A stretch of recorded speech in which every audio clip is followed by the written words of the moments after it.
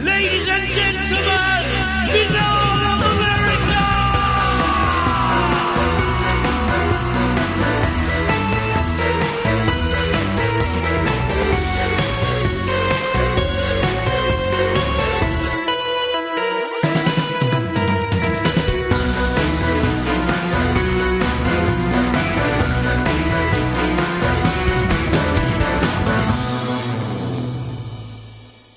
And now, ladies and gentlemen, your host, Tim Binnall. No commercials, no subscription, no network, no rules, and at the end of the day, my friends, no comparison. Welcome to another edition of BOA The Revival.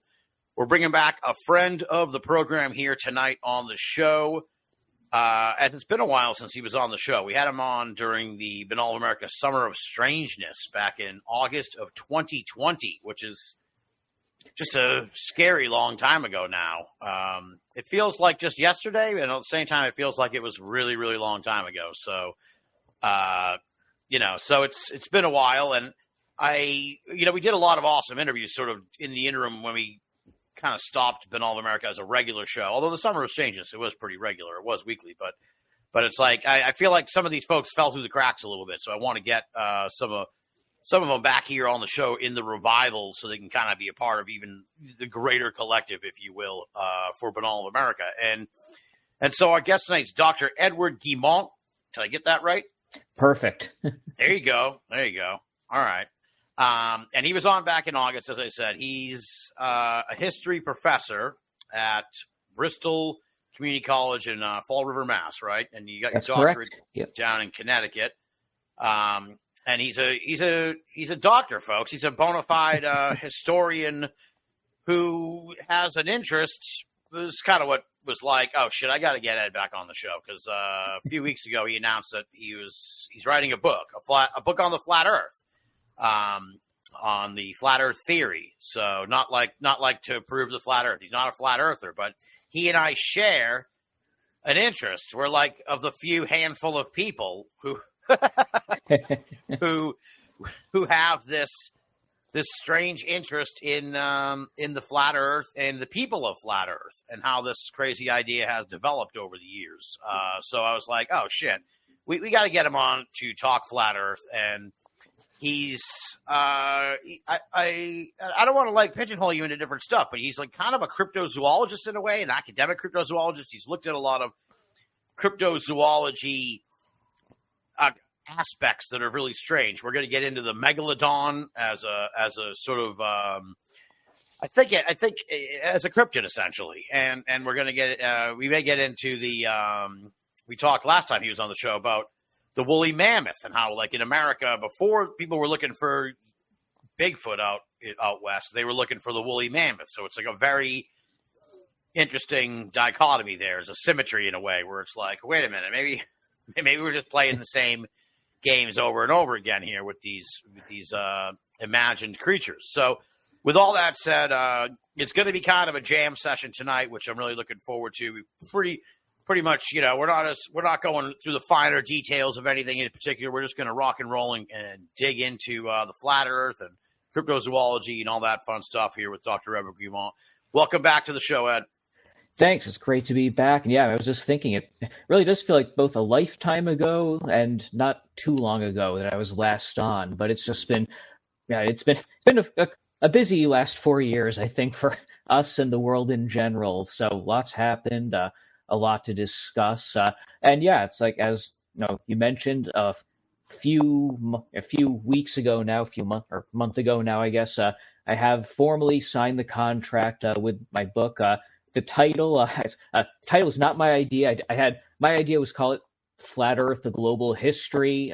For some reason, the publisher didn't like that. So the official title, which probably will be out in late 2025, early 2026, The Power of the Flat Earth Idea, coming out from Palgrave Macmillan as part of their Palgrave History of Science and Technology series. I'll say one of the editors of that series, a guy named John Langdon, is the former chief historian of NASA. He's very excited to publish this. So it's not every day you get, the former chief historian of NASA excited to publish a work on the flat Earth. I'm sure a lot of flat earthers will have a lot of interesting things to say about the NASA connection there. But yeah, I mean, I'm very excited to talk about that. Well, one of the things, and I don't recall how much. If we reach out old ground, that's fine with me. I apologize to anyone who's listening. No, I'm happy to. Yeah, who's like a super fan who might be like, "We already heard this line of discussion." But one of the things that interested me, which I think you'll find, you can probably relax in a sense because the flat earthers probably aren't gonna come after you too hard because they seem to have like no interest in the history of the flat Earth. When I went to the Flat Earth Convention, I talked to probably close to 100 people over the course of the weekend. Only one person had any knowledge or interest of the evolution or how this started or any of the characters from over the years. And it was like, what you got? And they all, almost to a man or to a woman, was like, I don't really care about this modern stuff. I'm not interested in the old style flat Earth. It's like, it's the same thing, dude. We're not talking UFOs here that like this thing evolves or whatever. It's like, it's the same fucking Earth, man. Like you should have some appreciation, understanding that this thing's like 150 plus years old now. Yeah, it is very interesting looking through the historical record and seeing, as I'm sure you know it from the context of the listeners, it's really mid-1800s in the UK when kind of modern flat earthism as a movement takes off. And up until, kind of late 90s, early 2000s-ish, when that kind of the wave before the modern wave tapers off, they were very cognizant of the history. You see a lot of them bringing up the same arguments, the same publications. There's a sort of even kind of archival continuity with the various societies that have been, sustaining this and carrying it through. With the new social media wave, YouTube, Facebook, everything from the 2010s on, it does seem very disconnected and a lot of almost like reinventing the wheel of the discovery. I think you'll see a few callbacks to Robotham's work, kind of like the grandfather of it all, but very little knowledge of anything subsequently. I mean, it's almost like they're going back, to the Old Testament of flat Earth base, going back to the Book of Genesis and kind of ignoring all the subsequent chapters. And I think there's probably some wider trends with it. I mean, I think, and I'm not as well versed in this, but I think a lot of the modern, UFO or UAP, however you want to call it, a lot of the very modern cryptozoology crowds that have started to emerge, I think they similarly kind of lack that, for lack of a better term, the institutional knowledge, the history of their own movements. I think you see a lot of things springing up just around the very recent social media that's all about, being surprised at these theories that, if you look 50, 70, 100 years ago, were common back then.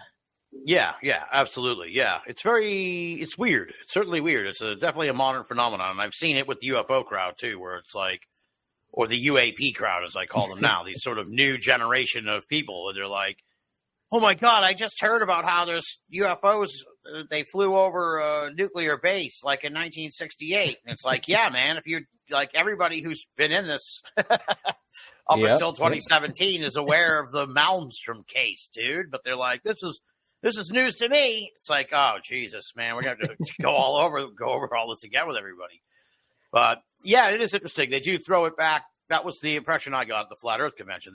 They rely heavily on the biblical aspect of it, and it seems like their only real hook with the classic culture of flat earthism is the 100 proofs concept, the sort of like overwhelm the audience with evidence, quote unquote, for the flat earth, like to the point that they kind of just give up and either run away or join the movement. Essentially. Yeah, the 100 proofs. It is funny. That's like the one text that keeps coming back again and again. But the evangelical Christian, kind of biblical fundamentalist interpretation, that's something that really I think has been back to the basics. And I think you can see this as kind of a wider aspect of conspiracy culture in general. I mean, QAnon, very key with the evangelical Christian fundamentalism. All the various associated spin-offs with that. You see at least, allegedly a lot of people in the Air Force, which at least from the Air Force Academy, which has a very strong evangelical Christian component to the officer training school there. A lot of the UFO people in the Air Force who come through the Air Force Academy are, at least again, according to reports, convinced that aliens are demons actually. So I think we're in a moment of, I think, religious revivalism of maybe like another, not to use the QAnon term, but the original meaning, a great awakening moment in society. And I think it's perhaps a sign that so many conspiracy views are really heavily reflecting this. But I remember even before we talked the first time, when I was first starting to really research, get into a lot of the modern flat Earth stuff, and I was reading Zen Garcia, Edward Hendry, a lot of the kind of people who started publishing kind of like the modern tomes of flat Earth belief in the early mid 2010s, and really they'll bring up the 100 proofs, but it's all Old Testament and strict interpretation of scripture, and surprisingly quite a lot of Holocaust denial. I mean, I think it was Zen Garcia. I was reading his book on the flat Earth, and kind of surprised that he has like multiple chapters on why the Holocaust didn't happen, which I think also maybe reflects certain predilections of sections, not all, but certain sections of the crowd, I think. Wow, that's wild. Yeah, because there was a guy, he's still around. He does a show where he goes around to various alternative conventions or whatever, gatherings. I'm sure you've seen it. I forget, it's called 22 Minutes or something like that. He had a YouTube channel. But he went to the same Flat Earth convention I was at, and he interviewed a bunch of people. And they're all, some of them I recognized. I'm like, oh, that's the guy I talked to there. People I knew for the weekend. Then he found one person who started getting into that kind of shit. It was like, whoa, wait a minute, dude. It's by no means am I making excuses for anything for anybody, but it's like, I never got kind of that vibe, but maybe it is underneath, because they had Benjamin Owen there, who is notoriously just beyond controversial when it comes to conspiracy theories of that ilk and others. And they thought he was the greatest thing ever. And I'm like, yeah, I'm not even going to this dude's show. This is he's just the shit I've seen online. This guy makes my skin crawl. I don't want to be, and he's a comedian? Get the fuck out of here. Because they were wildly entertained by this guy. And they're like, you gotta hear this song, this super homophobic song. And I'm like, what? That's not funny. That's just fucked up. I don't want to. And they're like, oh, he's so great. You got to come. So it was there's definitely a really a skew element to that community that is kind of just under the surface. So yeah, it's unsettling.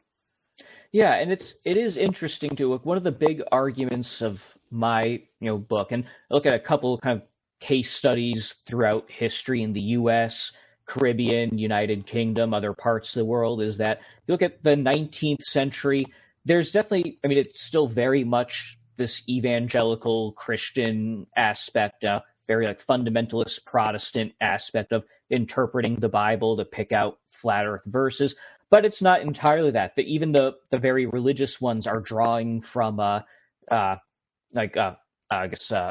observational elements, like the famous Bedford level experiment, to try to provide quote scientific backing, common sense arguments.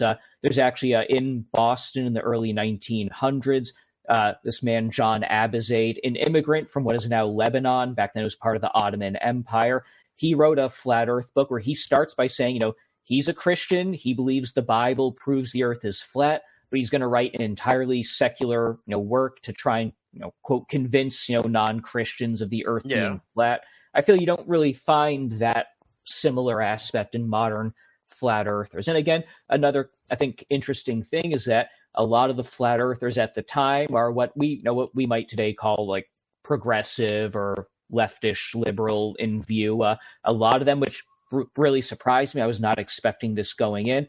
In Britain, a lot of them are, very strict opponents of the racial system in the South African colonies. They're against the exploitation of black subjects in the British Caribbean colonies. They're pushing for women's rights, something that, again, I think a political orientation that you don't see as much in modern flat earthers, in most, if no, not maybe not even any of them. So it does seem that the modern movement, and I don't think this has happened with the very modern, but you can see this with some of the late 20th century ones also. There was something of, I think, a political shift that happened in flat earthers. I think that could be seen as something as a reaction to a broader counterculture, broader conspiracy trends as well. But that was something that surprised me, that flat Earth advocacy had for lack of a better term, a progressive orientation, as opposed to like the Holocaust denying, anti-gay tone that many of them take today. Yeah, interesting. So how long ago was this? Like at the turn of the last century? Yeah, late early 1900s, specifically with the called the Universal Zetetic Society, which was the big flat Earth group in London, but had members across the British Empire. Members, at least some correspondents. At least don't know if they're full members in the United States. Although I have found that the very first, at least as far as I can tell, the very first organized flat Earth organization was in the United States, was a few years before the Zetetic Society in London, the New York Zetetic Society based in New York City. But again, these are people who would be, what we consider progressive in orientation. It was a number of veterans of the Northern Army in the Civil War, a couple people who were very strong advocates for Black education in the South after the end of the Civil War. And so again, you have these organizations in the late 1800s, a time when civil rights is not the most advanced in the United States, but today would be very cutting edge positions in favor of this. And kind of the main figure, at least of or one of the main figures I look at this book, a former slave preacher in Richmond, Virginia, after the end of Reconstruction, John Jasper, who again was without a doubt, at least in the United States, the leading flat earther for a generation. There's no question he was the most prominent flat earth advocate. And again, he's a black man with no formal education, who was touring the South, touring the North. He had people from the North, people from as far away as Europe coming to attend his church to listen to his flat earth sermons. And he was using this to organize his constituency, organize the black community in Richmond, to help build schools, fund schools in Richmond for blacks after the end of the Civil War. So again, this is a figure who, his name will show up in a lot of the existing, flat earth historiography, but he's not really given a lot of attention. I think, for example, in Christine Garwood's book, Flat Earth, The History of an Infamous Idea, it's a very comprehensive history. I think he is in, literally 2 sentences of that book. And because I don't remember him in the book, at all. And again, this is a guy who, when you look through newspaper accounts, when you look through publications at the time, without a doubt, the most prominent, he was a nationally recognized figure, like even full stop beyond flat earth believers, someone who's not given anywhere close to the attention he deserves. And so, again, I'm not sure how many actual flat earthers will be reading my book. My guess, probably not many. Hopefully, those who do, might help reclaim part of their lost history for them, might help introduce this figure. And again, a figure who I found to be very fascinating the more I read about him. It's very intriguing biography, very intriguing legacy he left behind also. Yeah, that's interesting. It's interesting. Yeah. I remember you'd sent me some samples of the book. One of the interesting stories that I had never heard before, which apparently I guess they made a movie about, like, not necessarily this aspect of the story, but the when I get to this, you'll understand what I'm saying. But the story is apparently, this makes perfect sense to me, but I never thought about it. But before they had planes and shit, to go up in a balloon was like the peak of air travel, right? And air science. So there was 2 people who went up. They hit like the highest peak point ever up in the air. You'll know the story. Apparently they made a movie called The Aeronauts. Yes. That was somehow connected to this story. I read the story in the book and in the sample chapters you sent, and I was like completely blown away by this thing. I had never heard this story before, but these folks were like considered the equivalent of like astronauts in the, when was this?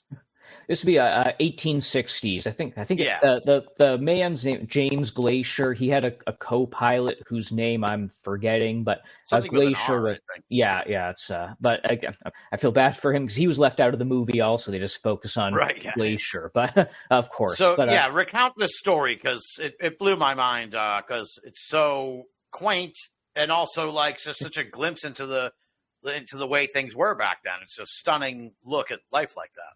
Yeah, I mean, this is the period when there's, the first balloon is, I think, 1783 in Paris, and the technology begins to be developed further and further. They develop, coal gas, as they called it, to lift balloons up. So you get the technical ability of balloons to hold human occupants, to hold equipment.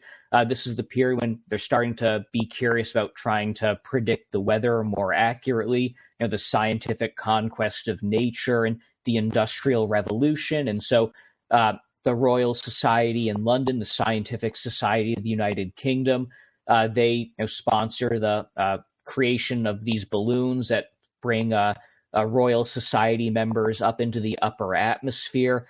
This particular ascent, James Glacier and his co-pilot, they go further up than any human in history. I think if you do the math, it's something like several miles. I mean, it's incredible that they're doing this with no equipment, no oxygen. Apparently it's not very much protective. Yeah, it's that's very blew my surprising. mind. They're like in like a little basket or whatever. They're in some kind of like, maybe it was sealed up or whatever at least, but they're in some little fucking thing in the 1860s. It's not. And again, this is again 100 years before the space race has very similar elements. So there are aeronauts in Paris. Also, Britain again is looking at this as their claim to being a leading technological power, especially over the French. Napoleon's defeat is still in living memory. So you have these scientists who are being hailed as the leading pioneers. This is the same time that you have people trying to cross the Sahara Desert, cross the Arctic Ocean, and so similar astronautic pioneers to all of these. But when he's up in these miles up, he's making sketches of the ground he sees below, and he records as looking like a flat line. So you have the flat earthers of their day being really paying very much attention to these scientific publications that are coming out, using them as evidence, and trying to determine that this proves that even though the leading scientists of their day show that the Earth is flat. And again, there are astronauts with some interesting ideas. Several of the Apollo astronauts who walked on the moon became not flat earthers, but young Earth creationists afterwards. You have, I think it's James Irwin, who was on Apollo 16, tried to locate Noah's Ark several times. So there's another, I think Edgar Mitchell tried to do psychic experiments. He was into all kinds of stuff. Yeah, and he's a big UFO advocate also. I mean, Neil Armstrong got tricked by Eric von Daniken to try and find like some ancient alien library in Ecuador. So even, astronauts have there's a lot of overlap with we'll say interesting ideas. But these aeronauts in the 1860s, the astronauts of their time, they're publishing in the leading scientific journals in Britain, in France, and the United States. These are all being taken into account of to prove that the Earth is at least allegedly flat. And in the New York Zetetic Society as well, there's the organizer of that group. He's trying to sponsor his own balloon launches to try and prove that the Earth is flat by sending flat earthers up into the atmosphere. Again, shades of Mike Hughes from right before the pandemic with his. It's everything is nothing is new. It's all happened before. It's again, it's this cycle that just keeps happening. You have flat earthers trying to chart voyages to the Antarctic. Again, something that I think I'm surprised hasn't happened more in the current day. People they're keeping in mind the kind of the birth of oceanography is happening now too. Of the first attempts to chart the ocean floor, they're taking this into account, and a lot of others did too. I mean, this is the birth of people claiming that the mid-Atlantic ridge that's being discovered is Atlantis. You have the idea of what's it called? Like the fountains of life or something that are mentioned in the book of Genesis. You find these deep crevasses in the ocean. People saying this seems to justify the book of Genesis with the deep ocean fountains from which the water of earth stream out of. So again, the cutting edge of science is being used to justify a lot of these esoteric ideas, we can say. Absolutely. Now hold on one second. I'm just gonna. I got a book recommendation. I meant to mention this to you before. Maybe I'll include this in the show. Right here, Lemuria, A True Story of a Fake Place by Justin McHenry. He's going to be on Binnall America. We're dropping it tomorrow, but it's excellent. It is like the Christine Garwood book, but for Lemuria. I have that on my library. I'm going to be getting that soon. I listened to an interview with him on a different show not too long ago, but I'm very excited to read that. So can't wait to listen. Well, I was thinking here as we were talking about these flat earthers, the modern flat earthers, in comparison to the what would you call that, like mid 19th century, right? Mm-hmm. Flat earthers. Well, I wonder if the influx of the Christian influence in the contemporary aspect, the sort of throwback to the Bible, is in a way brought about by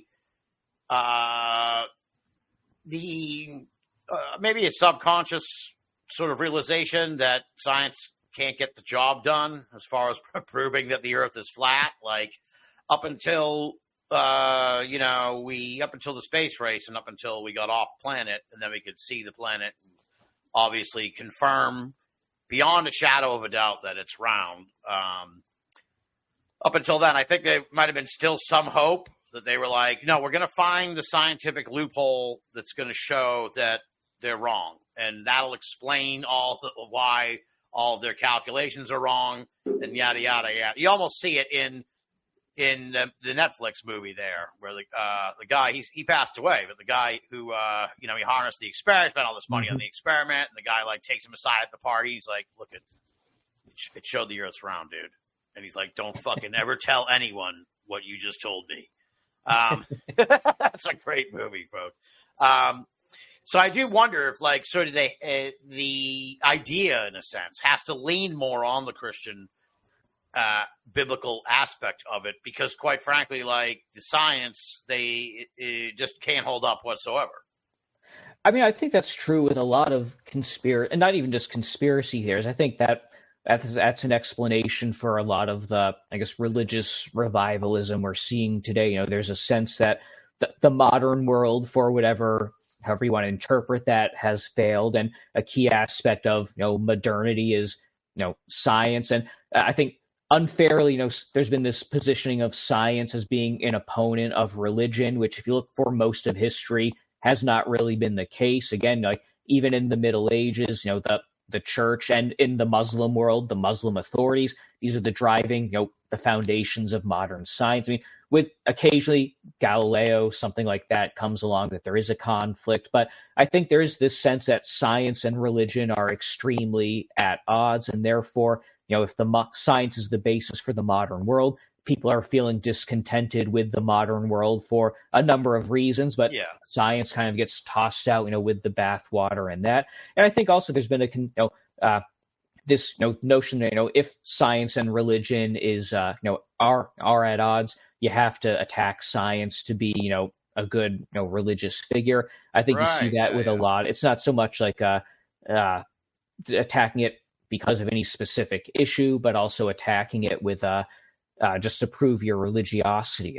One thing that does interest me, and I had a student a couple of years ago who did a research project on this, is on he didn't look at flat earthers specifically, but he looked at young Earth creationists, the Answers in Genesis people who built the the Ark Encounter, the Creation Museum in Kentucky. They have their own research journal, and he looked at how there's a need for creationists to kind of take on the trappings of science, of a scientific journal. And again, there's a lot of creationists who have scientific backgrounds, not biology, but a lot of engineers, a lot of physicists, a lot of mathematicians who, for whatever reason, again, they have some kind of scientific or technical expertise, but one that's not pertaining to historical interpretation or biological interpretation. So they think even if they're against science, there's a strong desire to kind of emulate the trappings of science.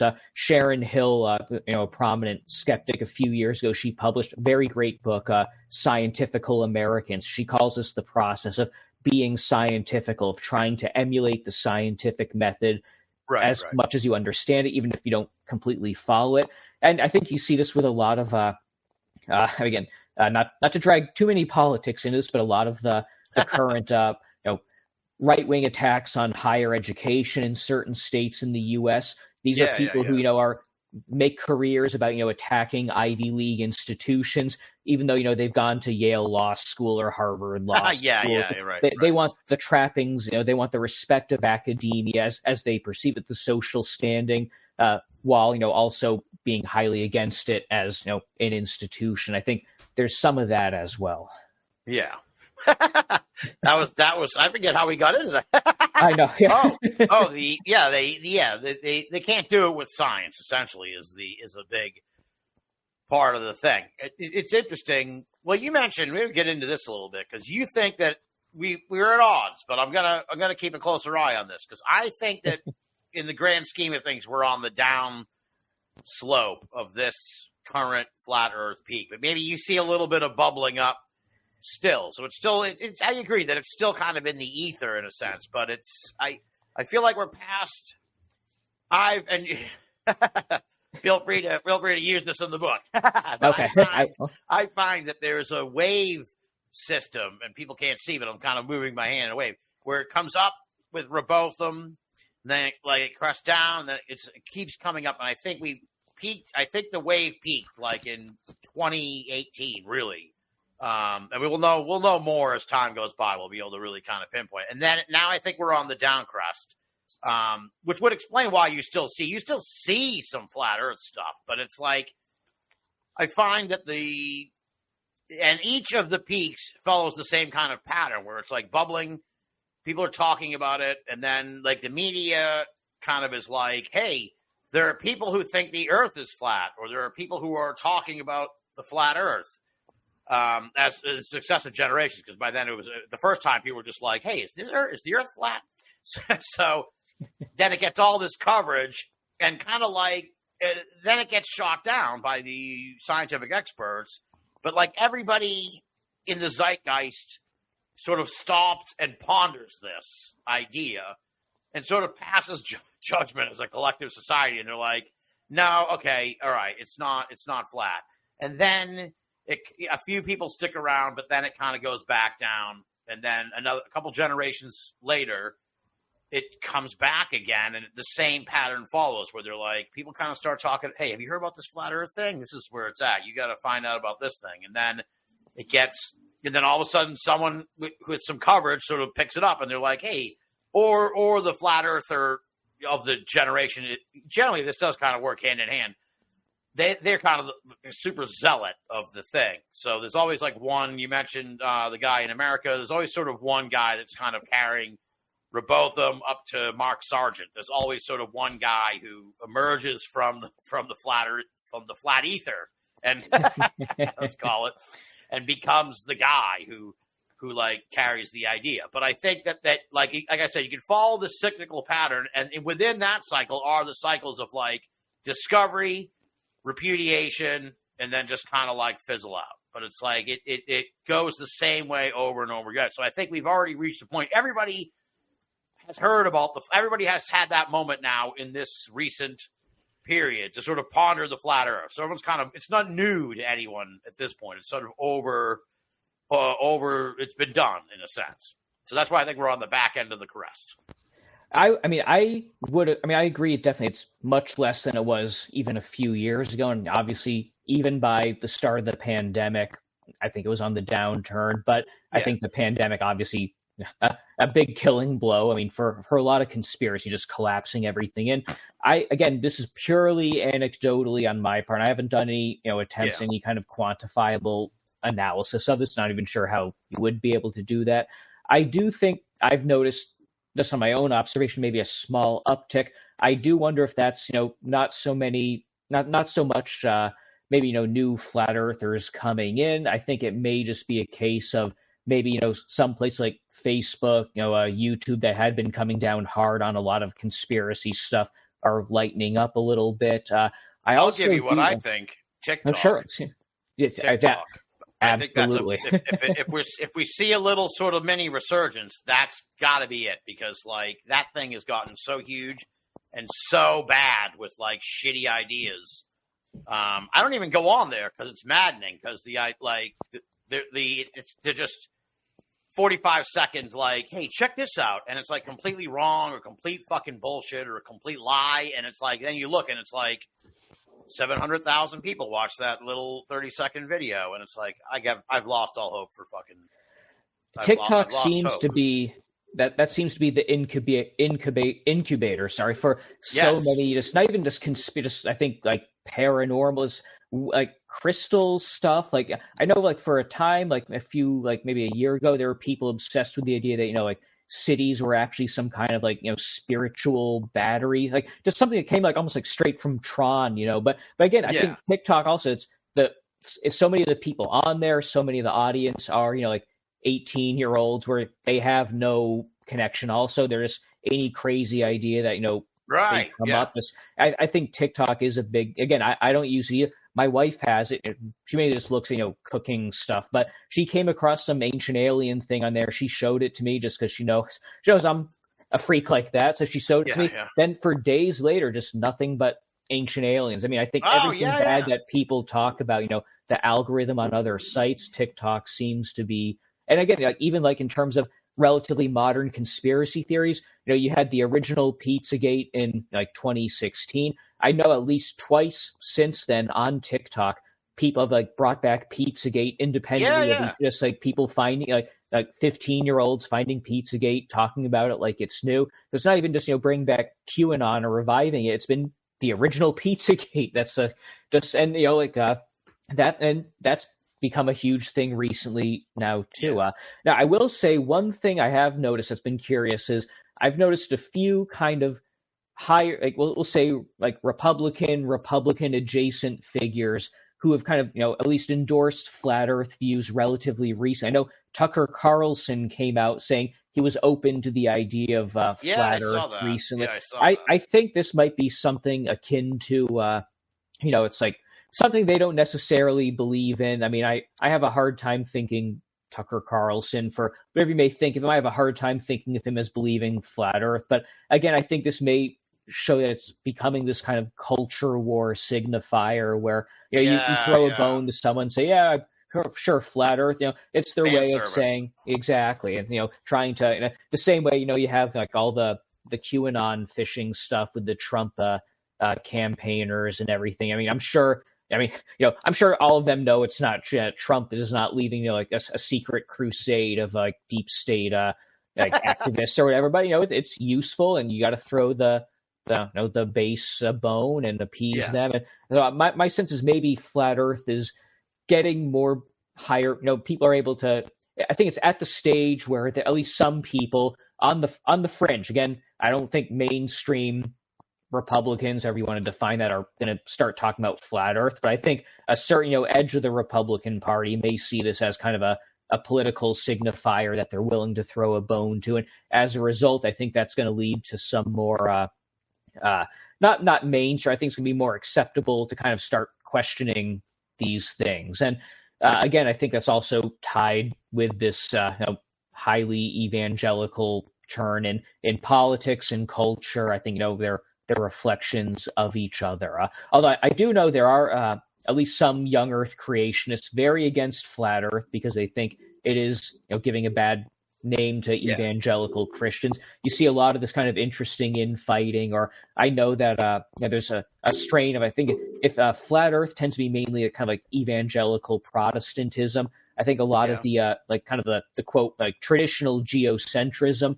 There's a certain kind of like hardcore Catholicism, like all the trad cats that are around now. So it does seem like, if you're a Protestant and you're in this edge, you might lean towards flat Earth. If you're a Catholic, you might lean towards, only quote geocentrism, and you get kind of I know at least one flat Earth conference had one of these debates between like a Catholic geocentrist and some of the actual flat Earth believers, and Hollow Earth doesn't seem to be as big a deal. It's not. It's getting the short end of the stick. Yeah. It's a great theory. Although I guess there's one, Aaron Rodgers. I guess he allegedly believes in the Hollow Earth, along with quite a long laundry list of other, I could believe. Yeah, he believes a lot of strange things. Yeah, I think he came to that through, if reading between the lines, I think he read some David Icke and got kind of a lot of like lizard people and Hollow Earth stuff from David Icke, which again, probably not too surprising, but yeah. Well, that's David Icke, man. What a character. Well, I know my origin story, but how did you even get interested in all this? I'm a maniac. I'm a professional lunatic, as the biography says. So, like, I can understand how I would stumble drunkenly into the world of flat Earth. But how did you get interested in this flat Earth thing in the first place as an academic? Well, it comes out of academia. So my dissertation, I'll say, if anyone's interested, you can find my dissertation online. It's free to read. It's up there.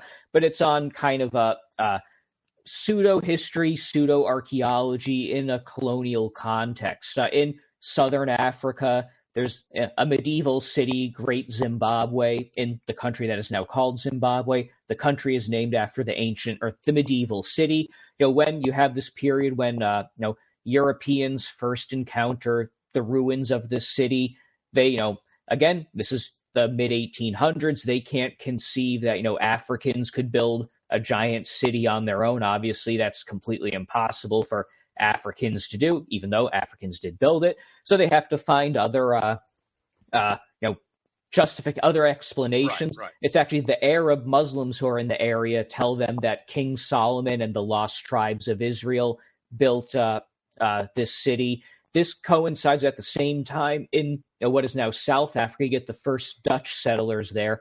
These Dutch settlers are very evangelical Christian, very fundamentalist in their view. They associate themselves with the Israelites in exile. They think that certain African tribes in the region are the lost tribes of Israel, and therefore God has sent the new Israelites, aka the Dutch, there to live. But as part of this interpretation, so as I'm doing this research into like what ultimately is a small part of my dissertation, but is kind of like Dutch fundamentalist Christian thought in the mid 1800s, I come across that the leader of the Dutch settlement in South Africa, a guy named Paul Kruger, was a flat earther, and this came up. It's mentioned in a throwaway bit. That was kind of the little seed that made me start looking into this more and more. Again, I mentioned that, or you mentioned that I live in Fall River, Massachusetts. Right next to Fall River is the town of Fairhaven. In the late 1800s, there's a sailor from Fairhaven, Joshua Slocum, the first man to sail around the world on his own. He goes to South Africa. He encounters Paul Kruger there. There's several of the Dutch clergy in South Africa try and beat him up because he's claiming he's sailing around the world. They take offense because they say you can't sail around the world. So he gets drawn up into this. So again, get this local figure here who, when I moved here, I was able to do some research there at some of the local museums. I have some of his papers and his family memorabilia there. So again, it's really out of this like very minor, brief entry in the archive work I was doing for my dissertation that all of a sudden I was like, oh, this is very interesting. Flat earthers. And really, that was around the time when kind of the modern flat earth movement was really taking off. So I'm finding this reference in the archives at the same time. I'm starting to hear a little bit. I wasn't looking as much into it, but I think this was around the time Kyrie Irving was talking about believing the earth was flat. And so it kind of stuck in the back of my mind. When I finally finished my dissertation, even by that point, I was thinking, okay, I think this is going to be the next project. And that was about 5 years ago now. And so, gives you a sense of how long a lot of this academic work takes. I mean, I don't want to be too boastful. I do think this is maybe the most researched academic flat Earth book. I mean, there's a lot, but I think this may be the most researched one. Yeah, well, I was telling Ed before we got on the show that he sent me like 4 chapters, and he sent me them on Sunday afternoon, folks. So I get a pass because it's like Tuesday night now. So and I have a job and shit. So, but I was telling him before we started the show, I only really got through the first chapter because I was so engrossed in it. I'm like, I'll just skim through these. Let me just start this first one. And I was just so engrossed in what he's uncovered. And that first chapter that you sent was, it'll be kind of like in the middle of the book, but it was just the Americas kind of in general. Right. So that has all kinds of stories that I had never heard before. Because the Garwood book, it's a fantastic book, but it seems like it does miss, because she's British. So I think that she understandably focused on the British, origins of the flat Earth theory and how it evolved over there. And there's like a whole story of American flat earthing or flat earthism that that you uncover in the book that I hadn't seen anywhere. So when this gets out there, we're going to get you obviously back on the show when the book comes out. But this is going to be one that people are going to want to pick up because it's fascinating. You've uncovered a lot of shit that I had never looked at. I'd never heard, because I don't think anyone's ever gone back and been like, hey, let's take a look at what was going on with the flat Earth in the 1800s in America. So yeah, I mean, this stuff it's available in archives. Just it's no one's really done that. I mean, obviously, not blaming. This is a very niche topic, but yeah, who the fuck? I mean, but I mean, like, it says there's little bits and pieces. Like I found a few little details in the New York Historical Society. Next or in a week or two, I'm going over to a University of Massachusetts Amherst, where they have the papers of this very colorful individual from early 20th century Boston, R.N.F. Hill, where among many other things, he was like, I think he called himself an anarchist architect. He was a spiritualist. He wrote a few flat Earth pamphlets, again, just sitting in this archive at UMass Amherst. I don't think anyone has looked through this probably since they went to the archive in the 1930s. So there's a huge span of stuff here that just it's there, but it's very difficult to find. And again, I don't think a lot of this is I've been lucky to be able to try and do this slowly over the years.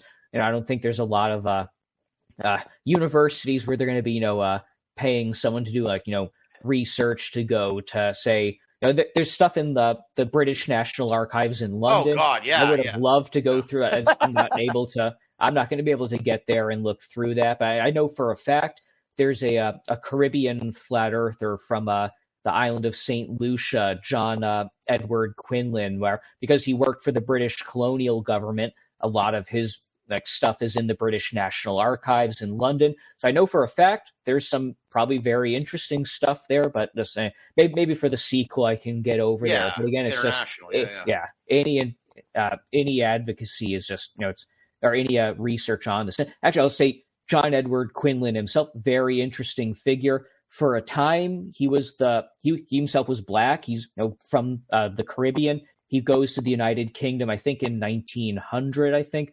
For several years, he publishes the only black-owned newspaper in the United Kingdom. Oh, wow. He was a delegate to the first Pan-African Congress. I believe he created I've seen it listed somewhere that he gives the first proposal for financial reparations for slavery in the British Empire.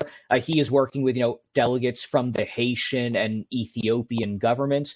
He's not a major figure, but you see his name come in a lot of histories of the Pan-African movement in the UK. None of these Pan-African histories mention that he was a flat earther, that he was publishing flat Earth documents, that he was in this flat Earth organization. So again, there are these cases where people are mentioned. Some of these flat earthers exist in the historical record, but in context where the actual flat Earth element is not there.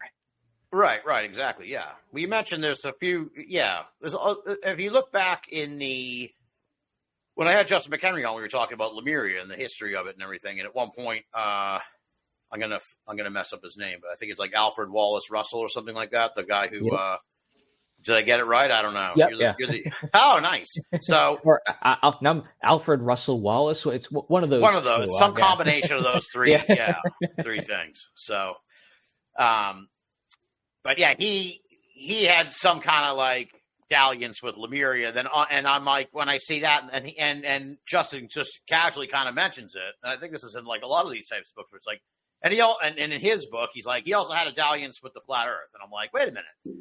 I'm like, I remember now. He's the guy that got into the big feud with the other guy and was getting sued and harassed like forever and everything. So there's a lot of people in the 1860s who cross paths with the flat Earth, like that you wouldn't expect, because it was sort of just bandied about, and people would weigh in on it and shit. And sometimes they would be kind of like what you're saying with the Tucker Carlson thing, in a sense, where they'd be like, I'm not going to dismiss it outright, but I haven't taken a close enough look at it. And you're like, wait a minute, I know that's someone.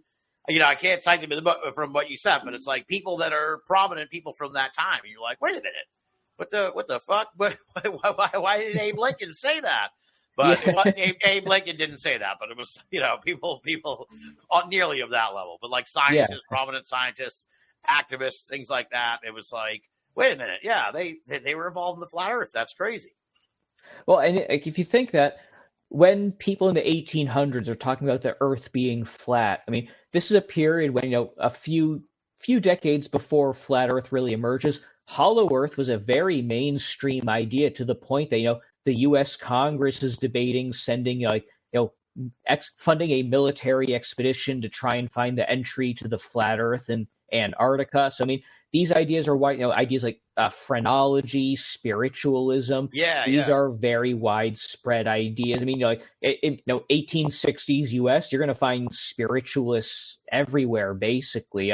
Ideas. You mentioned the summoning ideas out of the ether. I mean, the ether, that's a prominent idea for decades. I mean, and it goes the other way too. Continental drift. That's considered maybe not necessarily a pseudoscience, but it's something that's so to speak, the bedrock of modern geology. Continental drift. That's not widely accepted until the 1960s. That's not long ago at all. The idea that the Earth could change shape, that's controversial. At the same time, the flat Earth is being debated. Again, the theory of evolution, obviously, it's maybe even more controversial, like in the early 20th century. And again, even then, you have people arguing that, if you reject the theory of evolution, that's going to lead to flat Earth acceptance. If you read a lot of the publications around the Scopes monkey trial in the U.S. in 1925, a lot of the people defending Scopes and defending evolution in the monkey trial, they're saying disbelief of evolution is the same as flat Earthism. It's exactly the same. And so again, you have not just a lot of ideas that were mainstream at the time that we now know are scientifically nonsense. A lot of ideas that are scientifically accepted now were very controversial at the time. So it's maybe not an entirely again the qualifier, because again, the ancient Greeks at Alexandria knew the world was a sphere. So again, this is a fairly grounded idea, but it's even so, it's not as controversial. Maybe I talk a bit also about the idea that meteorites are rocks from outer space. That's a controversial idea up until the mid-1800s. Again, like the same time that you have the aeronauts taking balloons into the upper atmosphere. So something that no one's going to really challenge today. That this is an idea that's just very viewed with suspicion at best, at least by parts of the scientific mainstream. That's a really interesting point. Yeah, like not only were there bad ideas floating around, like flat Earth and phrenology, but also there were good ideas that were correct, that were kind of seen within this scale of controversy or ill repute or whatever, or sort of, I don't know what you'd call it, like paranormal in a way, but sort of paranormal back then, where it was like a alternative theory on things. Yeah. It's like, it turns out some of these alternative theories, like that the continents move around and everything, turns out that was right. And but phrenology is also not right. So it's kind of Exactly. Yep. yeah. As the science got more sophisticated, the correct ideas rose to the top and became solidified by science, I guess you could say, right? Exactly. And I saying that flat earthers are non-scientific, I think it's not 100% accurate, because there is a sense that they use a lot of science in their writings. The same with cryptozoologists, the same with UFO believers. It's just a lot of the scientific views they're using, a lot of the scientific works they're referring to are basically early 20th century at the latest. They're using documents, they're using stuff. So there is kind of a way in which, at least in a certain sense, the modern paranormal, the modern alternative world, so to speak, this is basically just the continuation of the Victorian era, essentially. Just some elements of that Victorian scientific consensus just never went away, and we have a lot of these 1800s ideas that have just they're not mainstream, but they're the foundations for these alternative beliefs. I mean, if you look at stuff in any ghost hunter show or whatever, I mean, this is just, it's stuff that they would use different technology, but like Crookes tubes for trying to detect spirits, that goes back to the 1860s, 1870s. Yeah, for sure. Yeah. It's interesting like that. Ghost hunting, man. Yeah. Now let's pivot a little bit here to, actually, I want to just continue with something from kind of a thread that I let dangle when we were talking earlier about sort of the evolution where we're at today with a lot of this. I'm not sure how much we talked about this when you were on in August, but it seems to me that part of why I think that we're on the back end of this crest is because I think a lot of people peeled off of flat Earth when the pandemic happened. Because I think they got mixed up with QAnon and they got sort of just swept into pandemic conspiracy, which seems to have now been folded into general far-right QAnon under the same kind of umbrella of I would call it like extremism conspiracy, sort of this very dark conspiracy. I don't even know if it's really even been codified yet under one sort of. I think people just lump it under QAnon, but it's like, well, someone may be super virulently anti-vaccine, but they also might not be QAnon. But it's like, chances are, if they're QAnon, they're definitely fucking anti-vaccine. Right. So it's a very. I think that's why. I don't know if I made this joke with you, but you're on before, or made it with somebody else. But it feels very much like they peeled off flat Earth, where they're like, look, I live on a flat Earth, man. This is part of my worldview. Now I need to worry about what the fucking deep state is doing on my beloved flat Earth, because it's not cool, bro. So I think that's where they haven't given up on the flat Earth, but there's how further can you go with flat Earth, I suppose. I think that's part of why it runs out of steam all the time too. It's like how you pitch the idea to the public, they summarily reject it, and then it's like, well, then there's nowhere else to go unless you become a flat Earth activist. And there's a handful of them out there, but they're not really winning any hearts and minds. I mean, I think that's absolutely right. I mean, I think there have been studies of QAnon, and but I think since the time when we first talked, there have been a few good QAnon books that have finally come out to look at least the origins of the movement. And I think without a doubt, kind of like the existing flat Earth, strain. And again, looking at the timeline, QAnon really emerges in late 2017, I think October 2017. Doesn't really start going mainstream until early 2018, when it kind of breaks, like the 8chan or 4chan confinement when it originates. Yeah. But again, it's like it spreads a lot through early, like pre-existing flat Earth spheres. I think maybe even in particular, I mean, I think that's been a big thing. There's a lot of flat earthers who joined QAnon, kind of had crossover. I know to the point, and again, it shows the power of some of these ideas. I think it's mid 2018 when Q himself, whoever Q is, did an actual question and answer section, explicitly said that the Earth is not flat. That's according to Q, and also that JFK Jr. is still not alive. neither, even Q coming out against these things kind of wasn't enough to stem the tide, especially the JFK Jr. stuff. That's wild. So, that whole yeah, thing is but crazy. And so again, like you see that there is something about like flat Earth that was so powerful that even flat Earthers become QAnon supporters, kind of maintain, kind of like ignore that aspect of Q.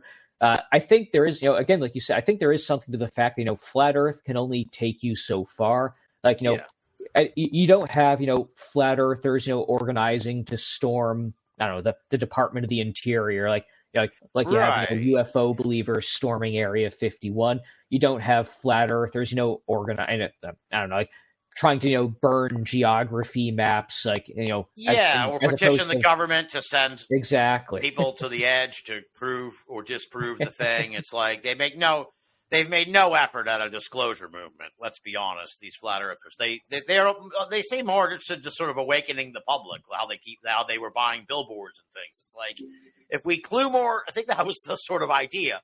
If we clue more people into flat Earth, they can't help but become part of the movement. And it's like, you did, dude. Like, we all saw the billboards. We saw there was a guy who graffitied shit in Scotland. There were like signs. Oh yeah, yep. in Australia, it's like everybody has gotten the word about the flat Earth. We've looked at it and we're good. We're good with flat Earth, which is interesting in ways. Kind of, I laugh about it in a sense, but it's like, because they always say we got to raise awareness about UFOs, but it's like, finally, in a way, this thing kind of took. The UFO thing finally kind of took, where people are like, let me give that a second thought. It's like, so it's kind of how an interesting that's occurred in the world of UFOs, while the flat earther people were just trying to awaken everyone to just give it a chance, just look at it, research it. That was like their whole thing. And it's like, people did. It's not flat, dude. Come on. And then at that point, what else can you do? Yeah, there's not really a call to action that you can do. And I think it's also if you're convinced that the teachers are part of like the plot to indoctrinate your kids with flat or like a globe Earth ideas, you're already going to be against teachers for a lot of other reasons. You're going to be against public. So I think again, a lot of these activists, I'm sure, are flat earthers or flat Earth questioners adjacent, but that's, I think, maybe not so much the primary conspiracy identity they're overlapping. But I think there is kind of, again, I've noticed this more just kind of general QAnon. There's this kind of overarching like conspiracy web that's been developing where it's just if you believe in QAnon, of course you're going to be an anti-vaxxer. Of course you're going to be I don't know, like believing in pizza. There's so much stuff that just kind of gets overlapped. It feels like there's not necessarily isolated conspiracy views. It's more they've all kind of like at least overlap to the point where, if you believe one conspiracy, you're going to be willing to believe some other. So maybe UFOs are a little Moon different hoax now. Would be a big one. Exactly. Moon hoax would be like one that's like easily entertained, where they're like, I don't rule that out for a second. It's like, all right, and I don't, now I sound like it, but I don't necessarily rule it out either, but maybe some kind of even more convoluted. I'm more of a fan of like, they did it, but they had to cover it up because they didn't want us to know how they did it or whatever. So Walter Bosley, folks, check him out. He's the one who kind of introduced me to this theory, based on, you'll like this, Edward, based on the premise that they couldn't fucking show it live in case things went completely haywire and the guy burst into flames or whatever when he got out of the ground. So it's like, look, we'll film it so we'll film a sanitized version of this so we can, in case he bursts into flames or whatever. So, well, I don't know. It's an interesting. That would make for a fantastic. That would make for a great movie.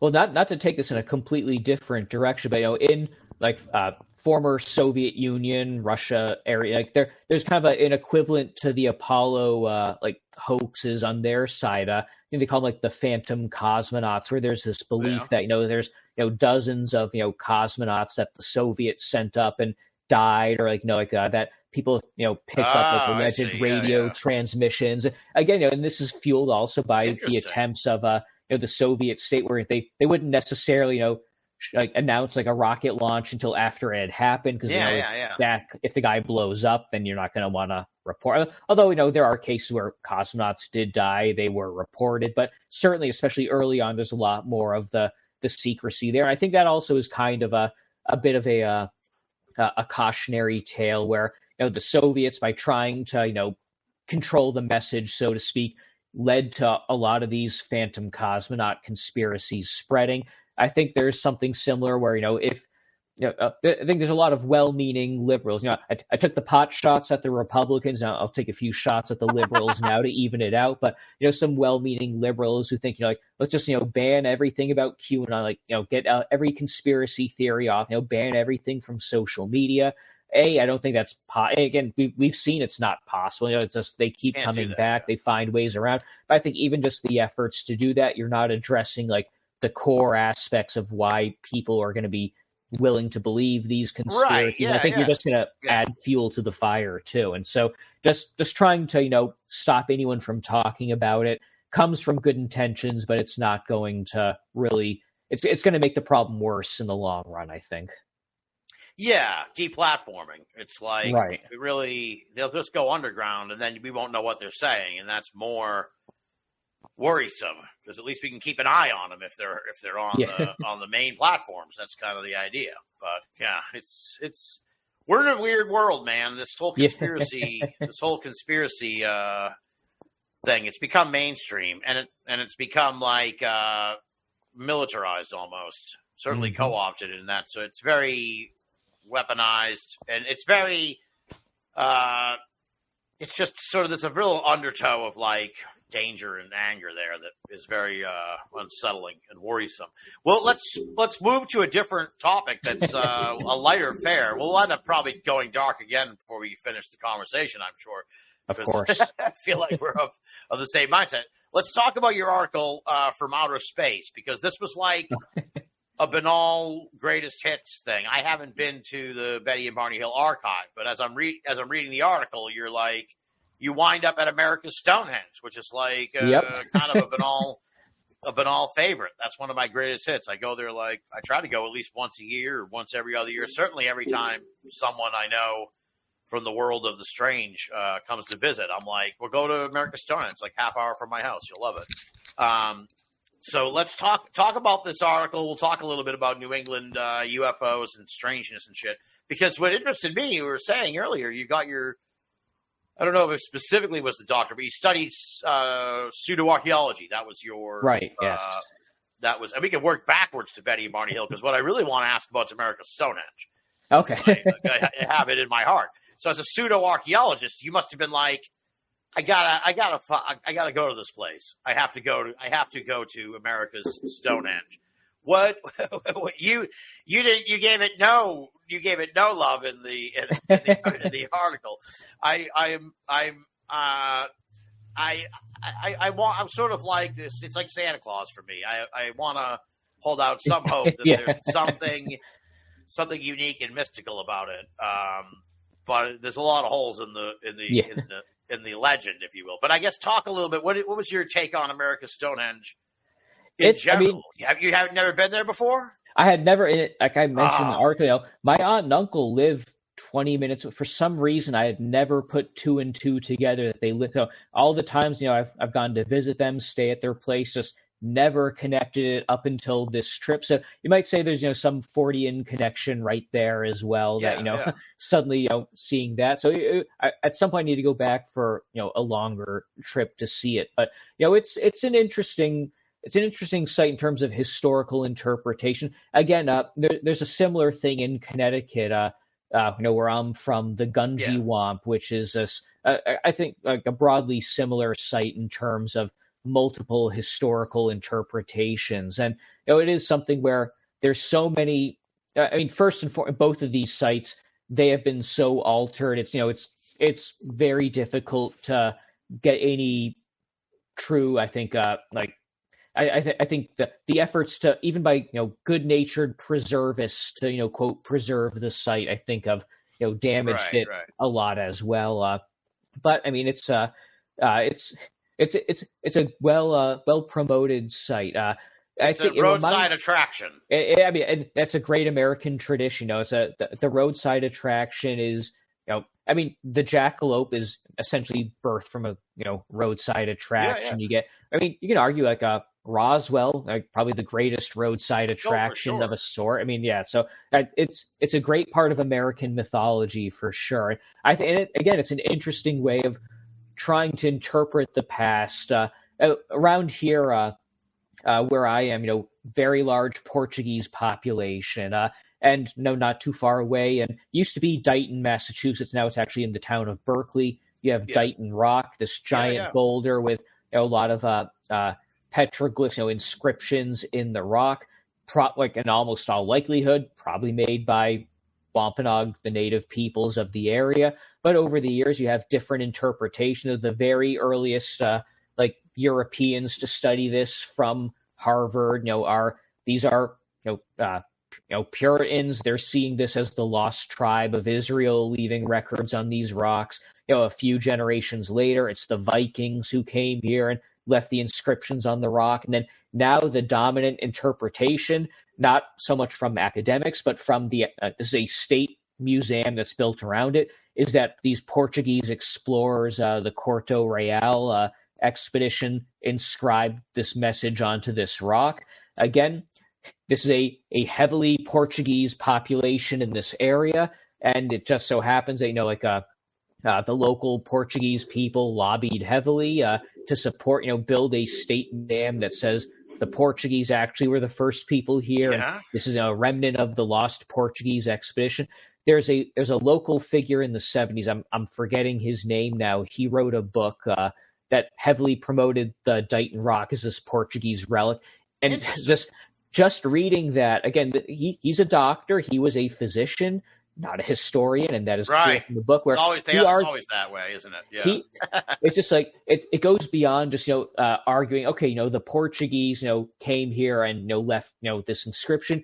He argues that the Wampanoag Native Americans are actually descended from the Portuguese, and he claims he can do this by looking at the Wampanoag language. He can calculate how much of it comes from the Portuguese language, and then by using the language, he can determine the percentage of Portuguese DNA in the just like mind-expanding stuff. Just reading this, but he also believes, of course, that Columbus was actually Portuguese, which actually some of my students in class in my college have voiced that opinion to me as well. So that seems to be a common folk history. Again, also not too far away from where I am now. Newport Tower, probably one of the first big examples of this, which in almost certainly a colonial era windmill from the 1600s. But again, it's a Viking hotel according to some people. There's a Viking tower. There's actually right next to it is the Viking Hotel. So again, they draw on. I think the local high school sports team are called the Vikings also. There is a Newport Tower Museum, which I forget the gentleman who runs it. He was, when I first moved here, he was very kind. He gave me a private tour of the museum. So again, I don't want to cast too many aspersions at this gentleman. Right. His argument is that John Dee, the court astrologer of Queen Elizabeth, he constructed this. I will say, he convinced me that John Dee did know about Newport. I think he pointed out some stuff that makes sense, that John Dee may have looked at a map and selected Newport.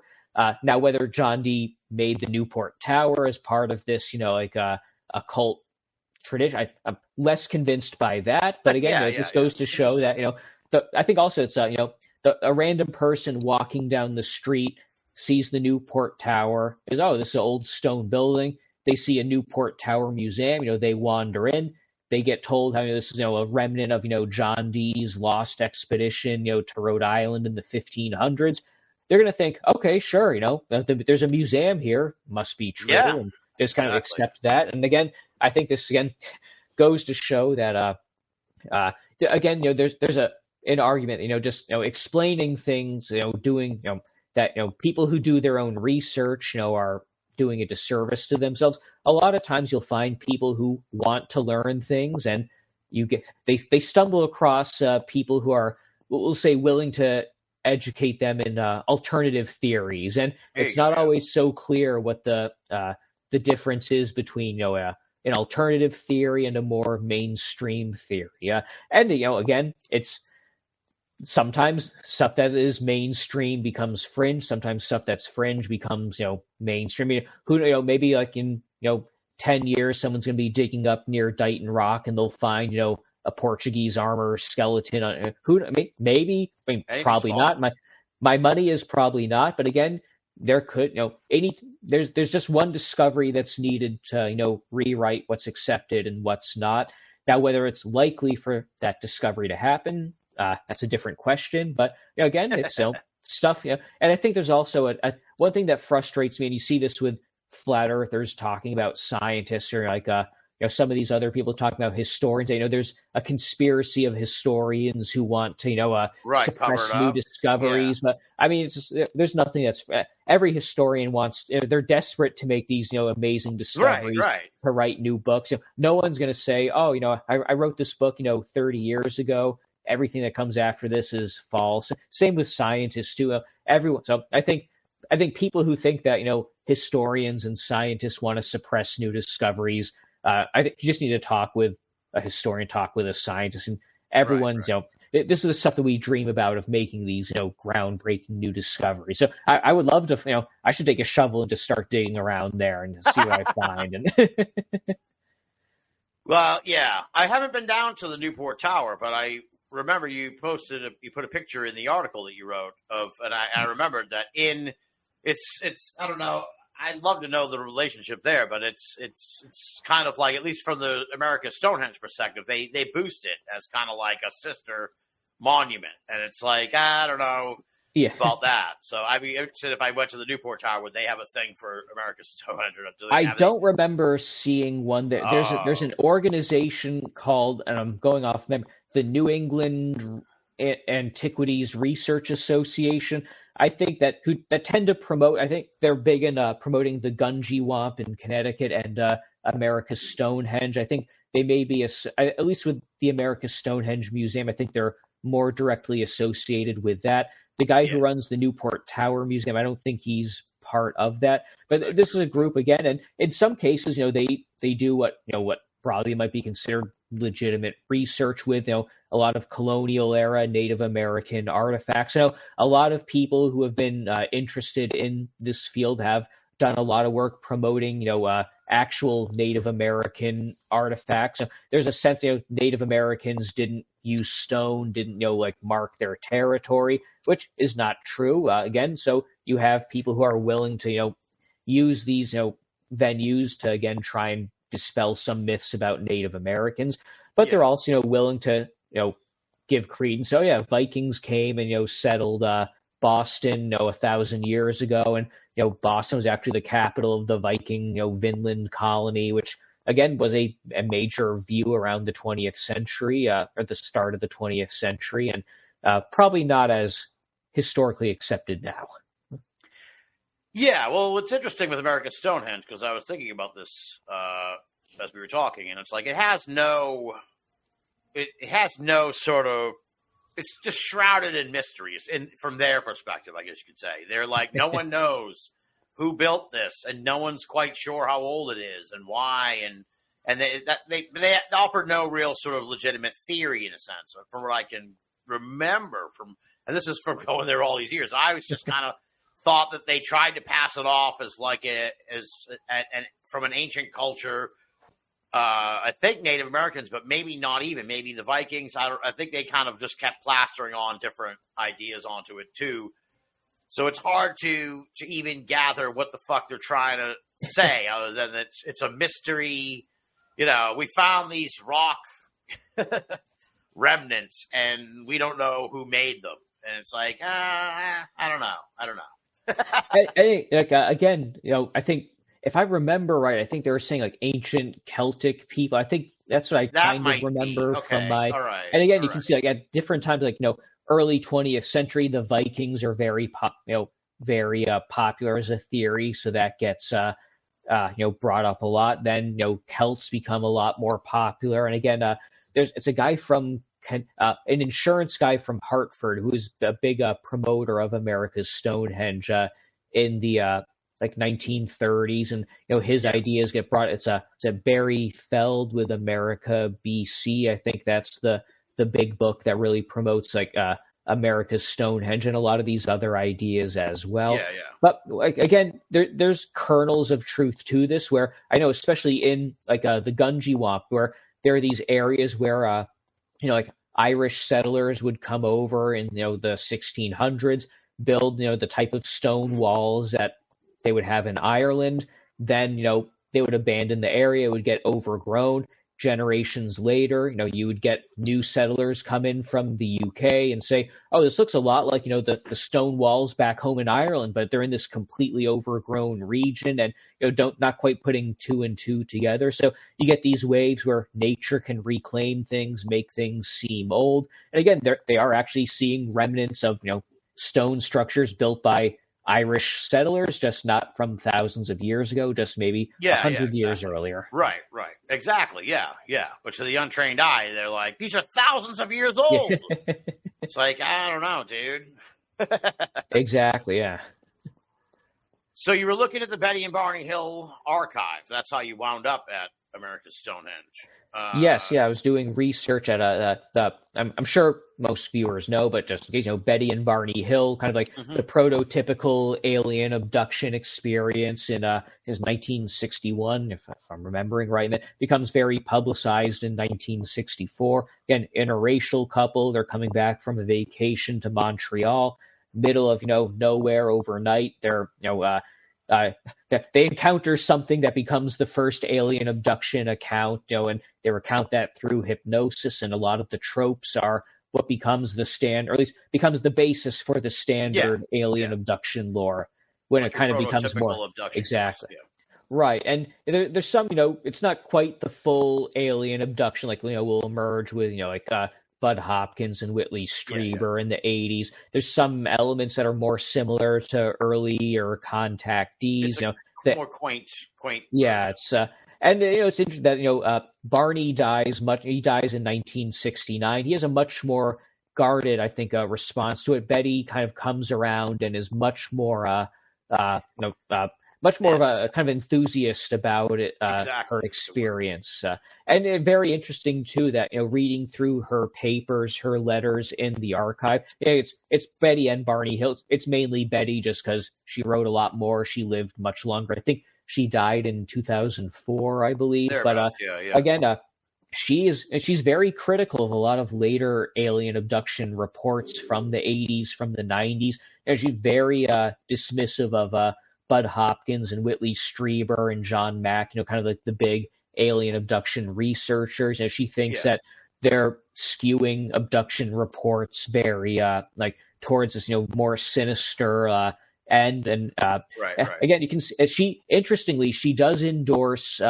She thinks that she believes that there's a lot of either copycat hoaxes or just people who watch the TV movie about her and Barney's abduction that comes out in the 70s. Interestingly, she specifically states in one of her writings that the two abductions that come after her that she thinks are genuine are the Mississauga abductions. I should have looked. It's one of those. It's I think 1973 where kind of like the robot-like aliens. Pascagoula. That's it. Yeah, Pascagoula. It's confusing. It's all right. Couple different names there, but so she believes that was a real abduction. Again, it's a very different account from both Betty's and Barney Hill.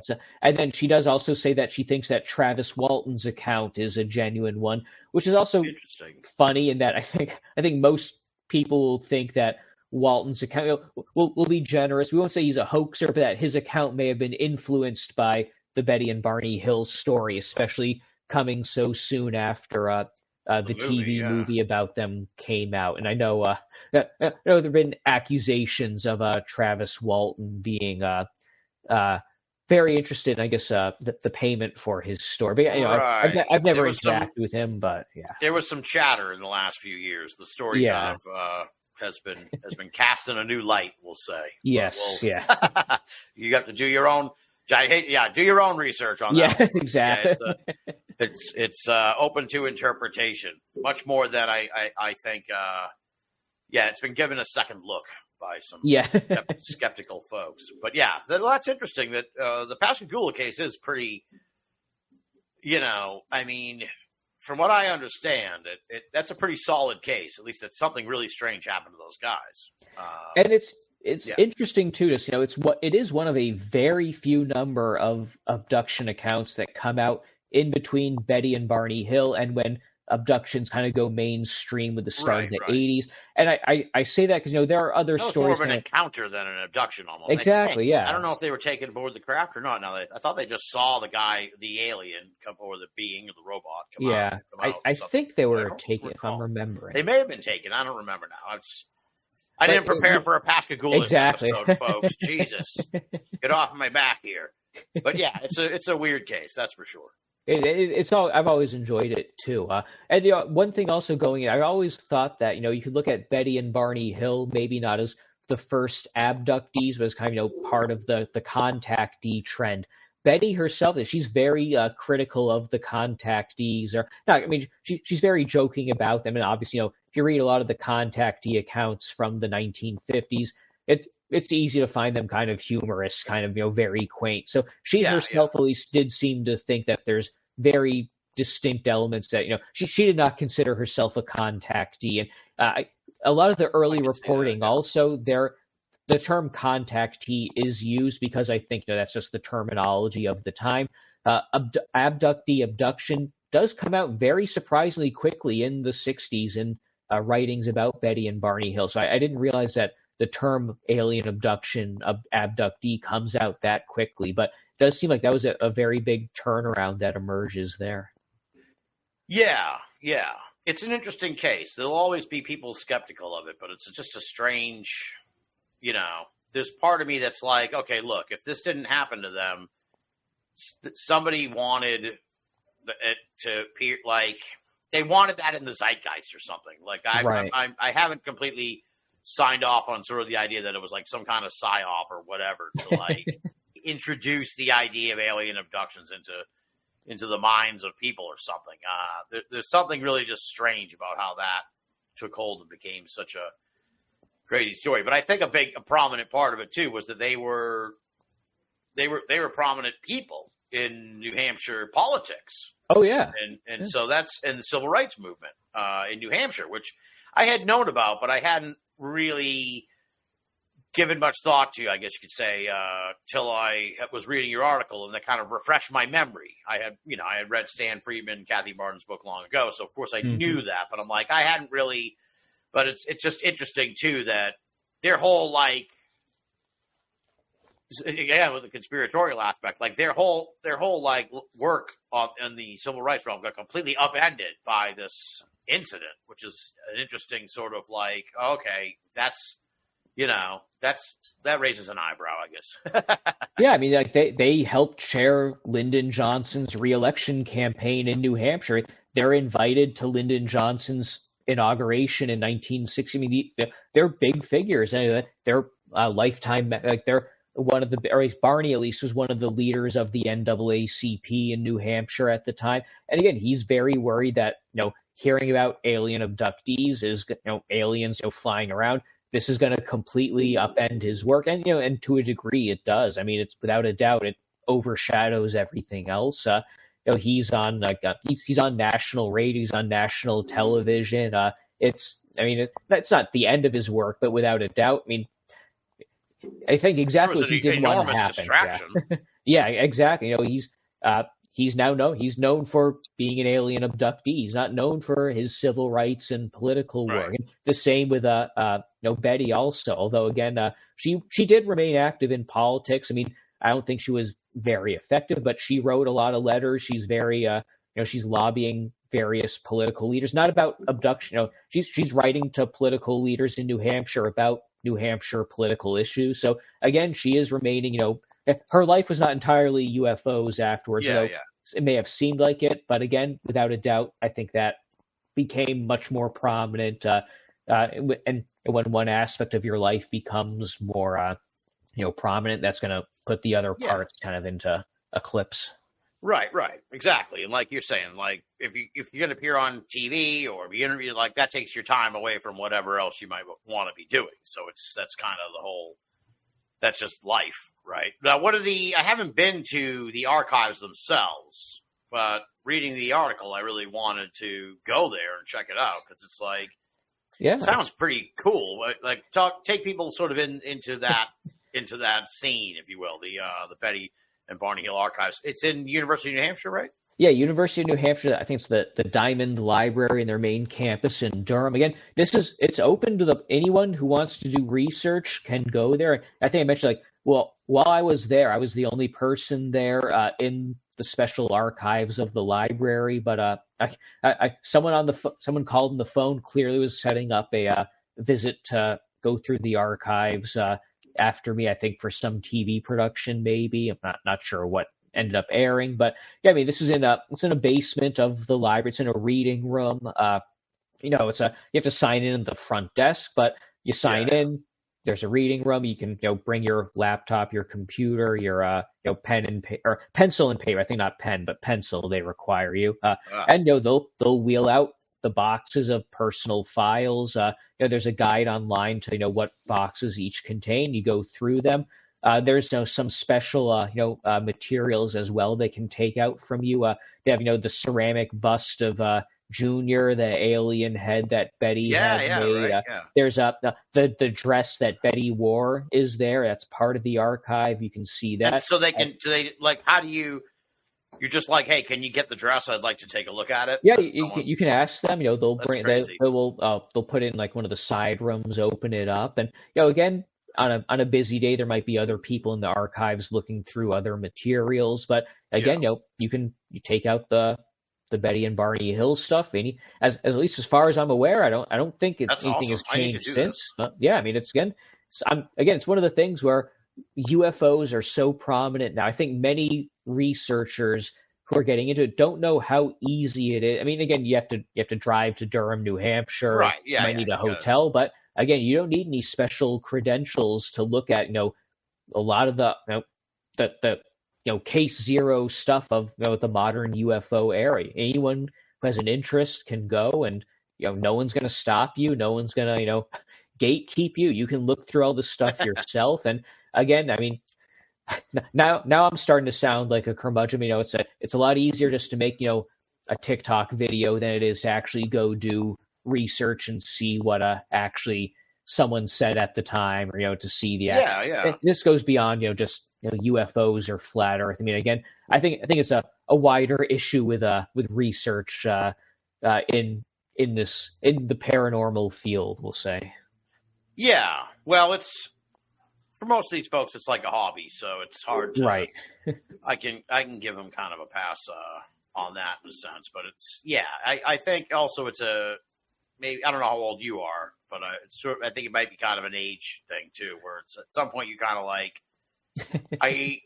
I want to see the Betty and Barney. I want to see Betty's dress. I want to see this bust. I want to go and check this thing out. Like I went to West Virginia where the Mothman thing. I wanted to see where all these things happened and be. I stood where they saw the Moth. Like I stood where Mothman was. It's like, how can you beat that? That's better than any TikTok video ever made. Absolutely, yeah.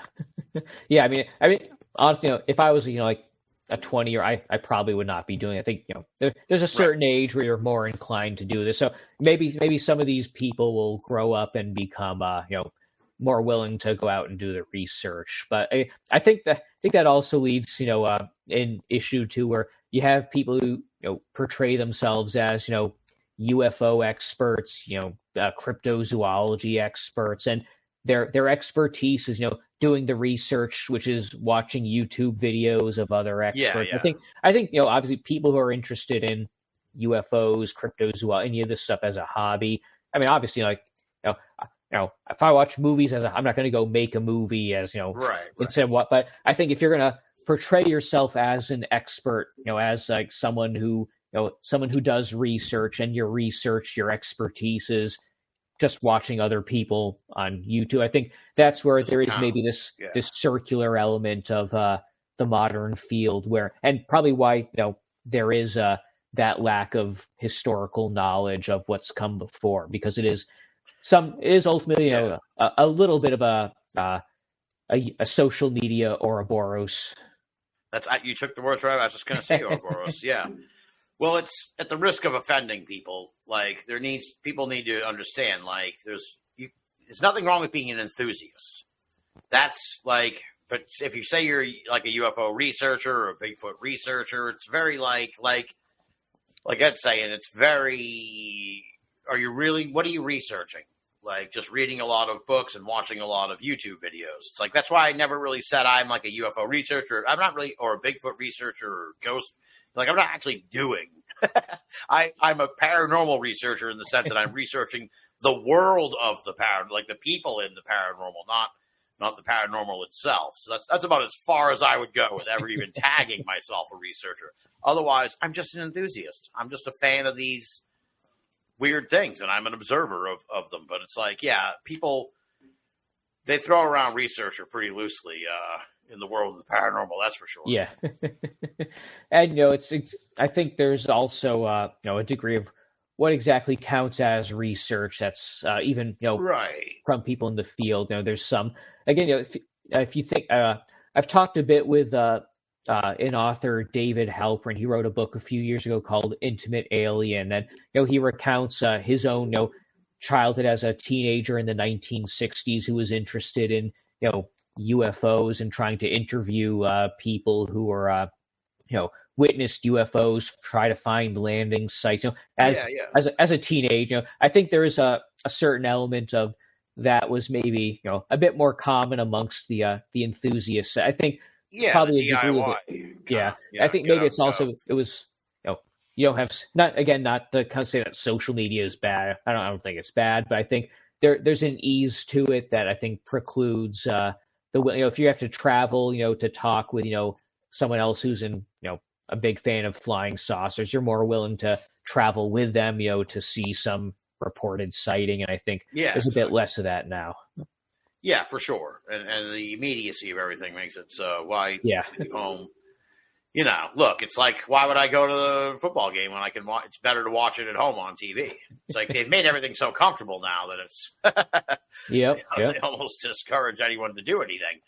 But I almost want to sort of backpedal just a little bit. Look, if you read a lot, let's say you read a shitload of books, then yeah, okay, you can call yourself a researcher. That's kind of, at this day and age, that's pretty fucking good compared to, if you just watch hours of YouTube videos, like I can't cotton to that. I don't really know if that's research. So you're just watching other people's research, but we're probably getting pedantic. Well, there's, it's just the podcasts too, where it's just the worst type of podcast is just, the reading like Wikipedia articles straight off, and just there's not just there's a lot of podcasts that have become very much like that, and it's even worse when the Wikipedia is not always correct either. I feel like people have kind of forgotten that, and so you get just the feedback loop of inaccurate information or just stuff that just keeps getting regurgitated. And then it's even harder to dislodge that once it's kind of entered the zeitgeist. Yeah, well, I hadn't really thought about it, but it is kind of like a pet peeve of mine, and I don't listen to any of these shows, so maybe some of them are really good. So I'm not going to get all virulent about it, but it's like, I'm not a big fan of like shows that are like, okay, this week we're going to talk about the Spring-Heeled Jack case, and I'm going to tell you about the Spring-Heeled Jack. And like you said, it relies on Wikipedia and articles written by places all over, all different articles, and some of them probably do some pretty good research into it. But it's like, I'd rather just talk to the person who wrote the book on Spring-Heeled Jack, or like I'd rather speak to someone who has put in years and months and whatever research into this case than just like, okay, I'm going to spend the week doing a deep dive on Spring-Heeled Jack, and then we're going to do that for the show this week or whatever. Yeah, so there's always the personal touch from the obsessive person who's spent their lives looking into a topic, and just you get the especially I know this from writing a book now. It's you can get the stuff that has to get cut out of the book too, and the little interesting factoids that kind of hard to squeeze into the manuscript here and there. Now, what's been the reaction? I guess the college is cool with the flat Earth interest, right? Yeah. I mean, I've certainly had no response from. I mean, now if I was using classes to teach my students, if I was telling my students that the Earth was flat, that might be something different. But so I think they're happy to have just a big academic publisher willing to put out something from a faculty member. So I guess there's been not a whole with stuff like the Lemuria book. I have a friend who's writing a book on the Hollow Earth. There's certainly no which again I think the last Hollow Earth book came out maybe like 2006 or so. It's been a long time since there's really been a focus on that. That would be fantastic. In like a single tome. Yeah, but yeah. And so again, we live in an era when I think there's a lot of people recognize this is a field that's worth studying. And I know professor at Central Connecticut State University, Kenneth Fader. He writes a lot about these, he's an archaeologist. He specializes in Native American archaeology, but he spends a lot of his time writing about, pseudo archaeology. I think Frauds, Myths, and Mysteries, the title of one of his books. So again, there are academics who write about this. Again, you also know at Keene University in New Jersey, Brian Regal wrote Searching for Sasquatch. Again, very, very well researched book. He's written on the Jersey Devil and his most recent book, I think 2 years ago now, maybe was I forget, it's something about like the various like alternative myths of American discoveries, like the Vikings, the Portuguese, all this. So again, there's plenty of academics who are writing this, and it's like any other field. It's if as long as you can justify, as long as you're not writing something completely crazy that you're advocating, then I think most people are going to be fine with it. Do you now on the opposite end? I suppose. This was sort of enveloped in the question in a way, though. But do you get anyone who's like not a flat earther per se, but because here's what I find: people, when you talk about it, there is a certain fascination. They want to talk about it with you, and oftentimes it gets me really frustrated. I don't know if you've encountered this, where they want to like argue the flat earth. They want to like understand the mechanics of it, and it's like, look, I can't. Because they want to punch holes in it. So so what do they say? Like that the ice is around the Earth, and you're like, yeah, they say that. Well, how would that? And it's like, look, I'm not going to go down the flat Earth road with you, dude. Like you don't. It's not fucking flat, man. So like, don't even enter. This is like arguing if like dogs can talk or whatever. It's like you need to like let it go. But I don't know. Have you encountered that where people kind of like want to kind of like press the edges, press your edges in a way, and it's just like and probe the topic with someone who actually knows something about the flat Earth, and it's like no, that's not where we're going. Yeah, it's like that, like the idea of like the sun orbiting around the Earth, and like if they don't believe in gravity, then what's holding the Earth up? Where was the Earth floating? A lot of desire to kind of dive into some of the I guess mechanistic issues behind flat, but again, the logistics of it. Yeah, they want to argue logistics of flat Earth, and it's like you're barking up the wrong tree. Yeah. I think if you ask a lot of flat earthers, they'll just say, "Oh, it's just magnets," or it's God, or it's acceleration. Just that's.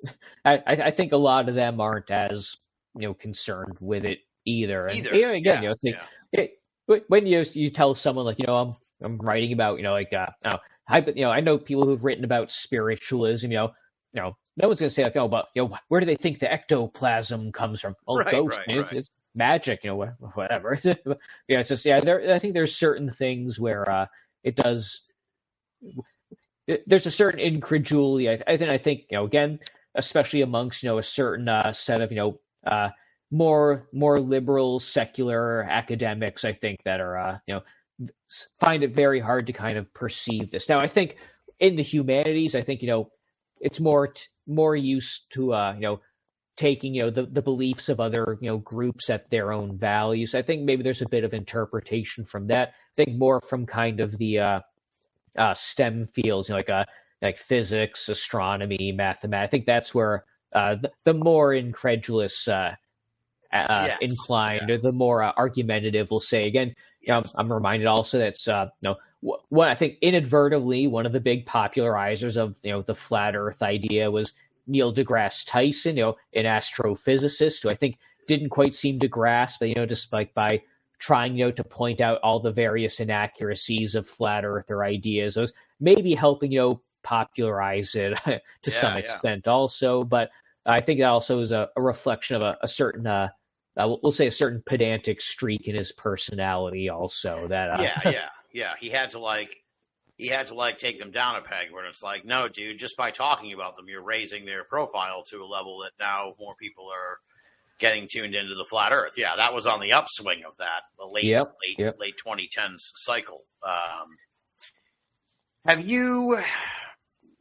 I'm trying to think of the name of this.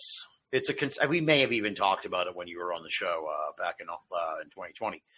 It's mud floods. Have you looked at this insane conspiracy theory that's like, it's Tartuga, I think, is the other part. Yeah, I'm not sure. Tartarians, I haven't done a deep dive into it, but have you looked at all this fucking craziness? This is another thing.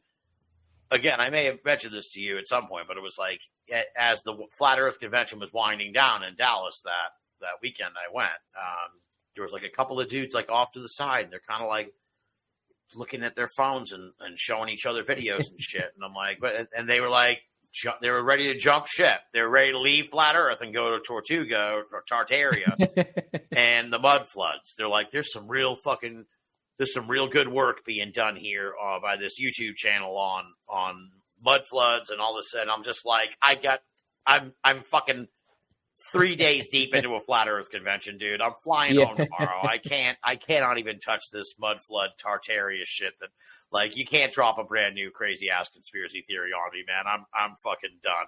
But I have looked vaguely at it. It's an interesting sort of ridiculous idea. There are a few really cool, ridiculous conspiracy theories. Like, I'm sure you've heard of the one that's like, that they erased a chunk of history, or they invented a chunk of history. I was just thinking about that. Yeah, it's that's one that's very, very funny. And again, I think also it comes from, I think, a very specific cultural context in, I think specifically like Russian history. And again, blending, not evangelical Christian, but the Orthodox Christianity with kind of like revisionist Russian culture. But I know that gets tied in also with a bit of the Tartaria stuff, where the Russians are the real Tartarians, and it's a way, I think you can see kind of like two different conspiracies kind of like grow tentacles and integrate with each other, and inadvertently provide ammunition. That's an interesting connection there. But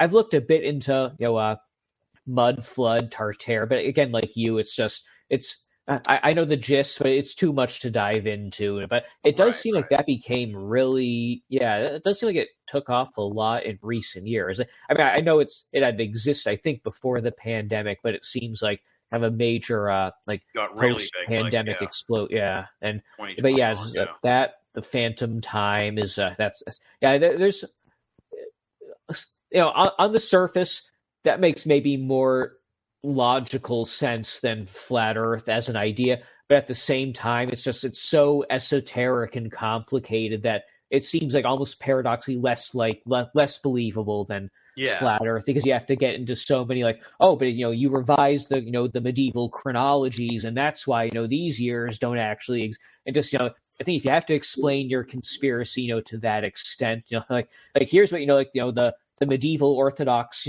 chroniclers said about this Byzantine codex, and that's why 500 years don't exist. And I think it's just there's a limit, I think, to how invested I'm willing to get to a bad develop idea. something. Yeah. Right. But it is that's the double-edged sword. It's like, look, that's a fucking terrible idea. I don't want to even know more about it. It doesn't hold up. Yeah. And then the mud fossils too. That's been like a recent big development. That I think that's just a funny like. Oh, this hill looks like a face. Therefore, it must be like an actual giant that got fossilized in Noah's flood or whatever. And just, but it's fun to think of giant trees that are like 500 miles high. But yeah, it's well, that's one of the things. Yeah, that was a big thing in the flat Earth community for like a brief spell, like a viral. This is almost like back before virality, but it was like a viral video in the flat Earth community. It was like, are there are no trees on flat Earth or something like that? And it was made the argument like Devil's Tower is an example of like the ancient giant trees that used to be on Earth, and they all died out. But some of them, the stumps became rock formations. It's like when I first heard that, I'm like, I love that crazy theory. Yeah. I don't believe it, but what a delightful idea. Like who came up with this? It's fantastic. I think you may recall, but I think when the fucking video that really, it was like a Russian dude. I wonder how much of this shit just comes from Russia. It was a Russian dude who was like, had a super thick Russian accent. And he was like, he gave a whole presentation on this theory that, that there were giant trees. Yeah. The Russian stuff, I think the reasons, at least part of the reason why so many like of this stuff is like coming out, like a lot of the really bizarre esoteric stuff.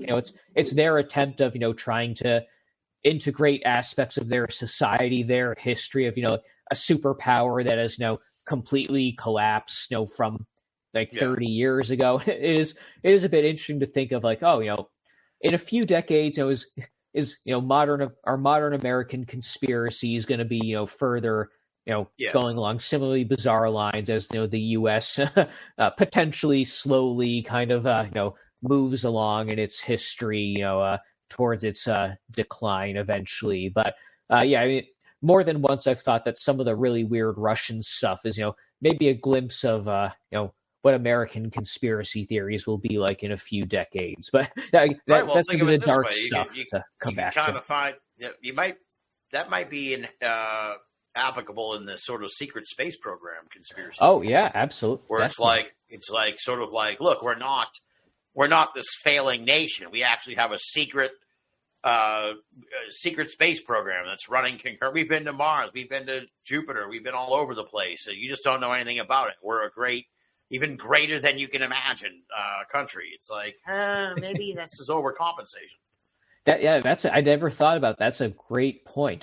I don't know if I've ever mentioned this, in not that I've tried to keep this a secret. There was one time walking in the street in New York City, some guy came up to me and started just talking about the secret space program. And I don't know what sensor he had that indicated this is a guy who would be willing to listen to me ramble about the secret space program. The beard. Exactly. But just I'm getting there too.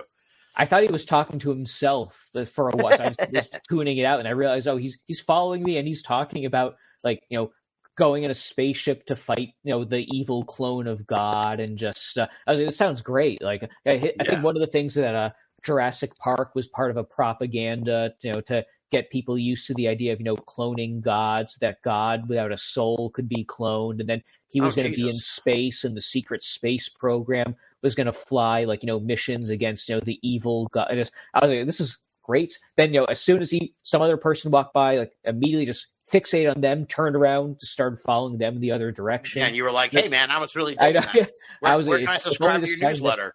I know, but it's just like, but I think that also that him ranting about Jurassic Park. I think you brought this up earlier. There's also the sense now, everything is a psyop, everything is misinformation, disinformation. I think in the conservative side, it's everything is this deep state plot, and then the liberal mirror of this, everything is Russian disinformation. Right. Yeah. I probably fall for that myself. Yeah. But yeah, but it's just like either either have like it's either everything the Russians are behind everything or the deep state's behind Right. everything. Someone has Yeah. an invisible hand trying to sway opinions, kind of. It's Ultimate conspiracy theory, yeah, on each side. I find that just very tiring. It's just it's tiring. It is just boring too. I think it shows maybe a lack of imagination in conspiracy believers, where even like believing in a conspiracy is the conspiracy to get you to fall for this other conspiracy and just exactly. Again, Look, folks, you're we don't need Russians to lift up our kooks. America has plenty of great kooks on their own. We're the kookiest, and we don't need no stinking Russians to propagate our fucking crazy dumb ideas. We come up with plenty of them on our own. Speaking of which, another great bad conspiracy theory is the dinosaur one. Have you heard this one? That's like the dinosaurs aren't fucking real. The whole thing is a fabrication. I don't know why. I don't know why. It's another one of those conspiracy theories that it's so dumb that I haven't looked into it, but I have heard of it because there was a very angry conspiracy theorist who demanded that this McDonald's in Arizona remove their giant dinosaur because dinosaurs didn't exist. So I guess the idea is that the bones are fabrications for, again, I don't know why. It's one of those, I don't know why, but it's been around for a while. This sounds like some kind of early 2000s, early internet atheist, satire of creationists, the devil created the dinosaur bones to fool you, and that kind of thing. Yeah. But it's just funny. If you talk with a lot of creation, there's a good documentary from a few years ago about the Creation Museum in Kentucky called "We Believe in Dinosaurs." I mean, they have a giant, actual I think it's a Tyrannosaurus Rex skeleton, fossilized skeleton in their museum. They believe that dinosaurs exist. Just that again, they believe that dinosaurs still exist somewhere in the world today because, according to them, because only God has the ability, to create and kill species. So even kind of the perception that they think that dinosaurs died in Noah's flood.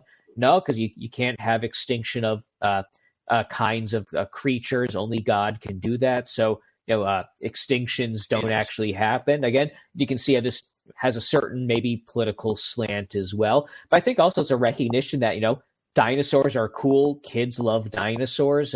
Therefore, if you embrace dinosaurs, it's a way to get kids interested. I think again, it's not the documentary, but there's a historian, James Biello, who he interviewed a lot of the people who worked at the Creation Museum. I think kind of near the end, maybe they kind of decided they didn't want him around as much. But the people who are doing the sculptures, they're taking inspiration directly from Jurassic Park, from the Lord of the Rings movies, from Star Wars. They're looking at the models that these movies use. So these blockbuster movies are shaping literally how the creationists are trying to use dinosaurs to pull in kids and adults. I mean, adults love dinosaurs too. And I think there's the creationists who think dinosaurs are all false. That's they're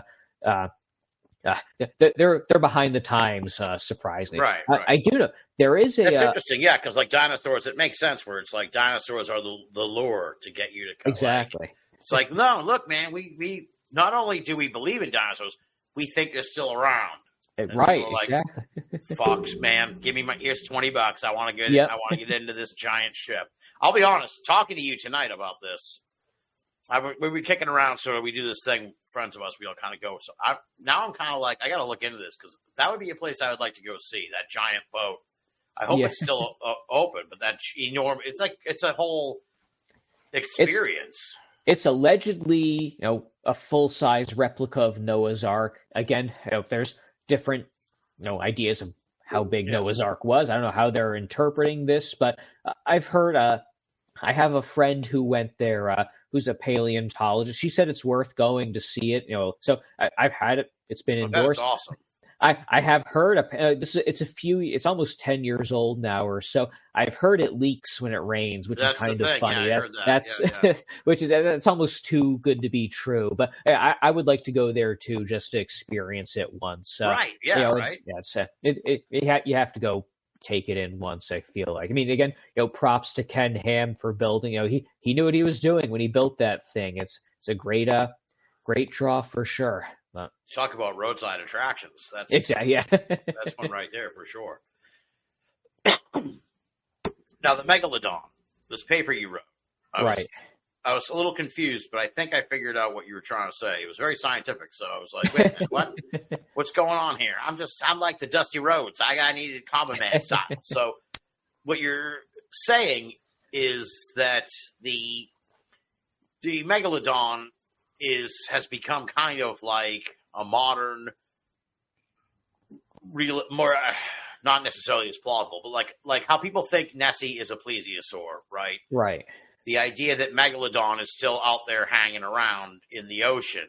That's kind of the idea, like that you're arguing in a sense that that's like this thing, or maybe this is what scientists say. I'm not sure, but the idea is that people still seem to think this Megalodon's hanging around, but actually it probably died out a long time ago. So it's like kind of a weird cryptid of a unique classification of cryptid, if you will. Right. It connects with some of the stuff we were talking with earlier. Yeah.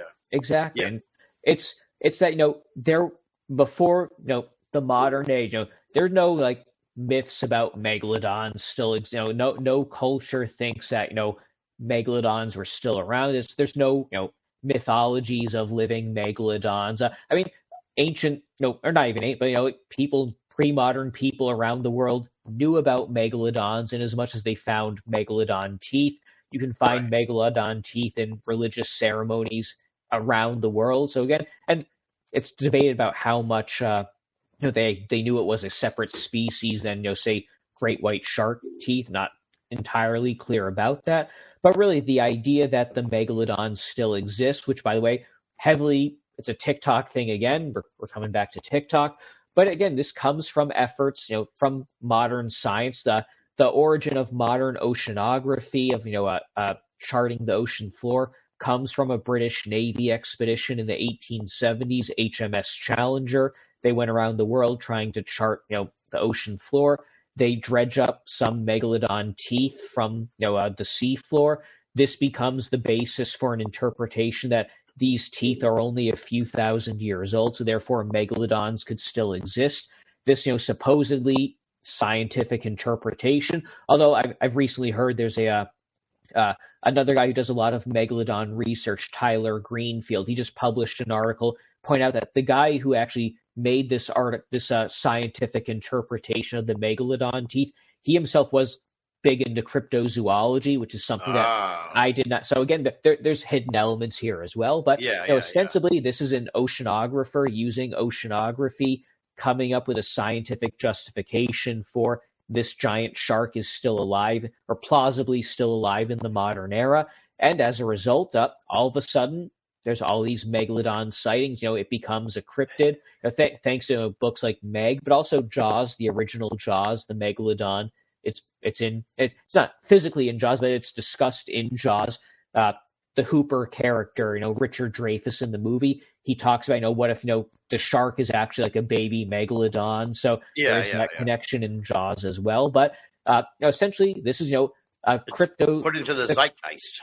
Exactly. And it's not coming from, like, say, Mokele Mbembe, where you have these indigenous stories, or with some of the woolly mammoth sightings, like indigenous stories from, in particular, like the Sioux or the Inuit in Alaska, that, they find fossils, they make these legends of these creatures based on the fossils, which then get incorporated, or with Mokele Mbembe, these, myths about this large creature that then, get kind of like dinosaurs get grafted on. The megalodon, it's entirely a mythology that comes from science. We're told, science should not, have mythology. Science should not, lead to these kind of alternative views. But, nevertheless, the science at the time said the megalodon was this shark that once existed. It plausibly could still exist.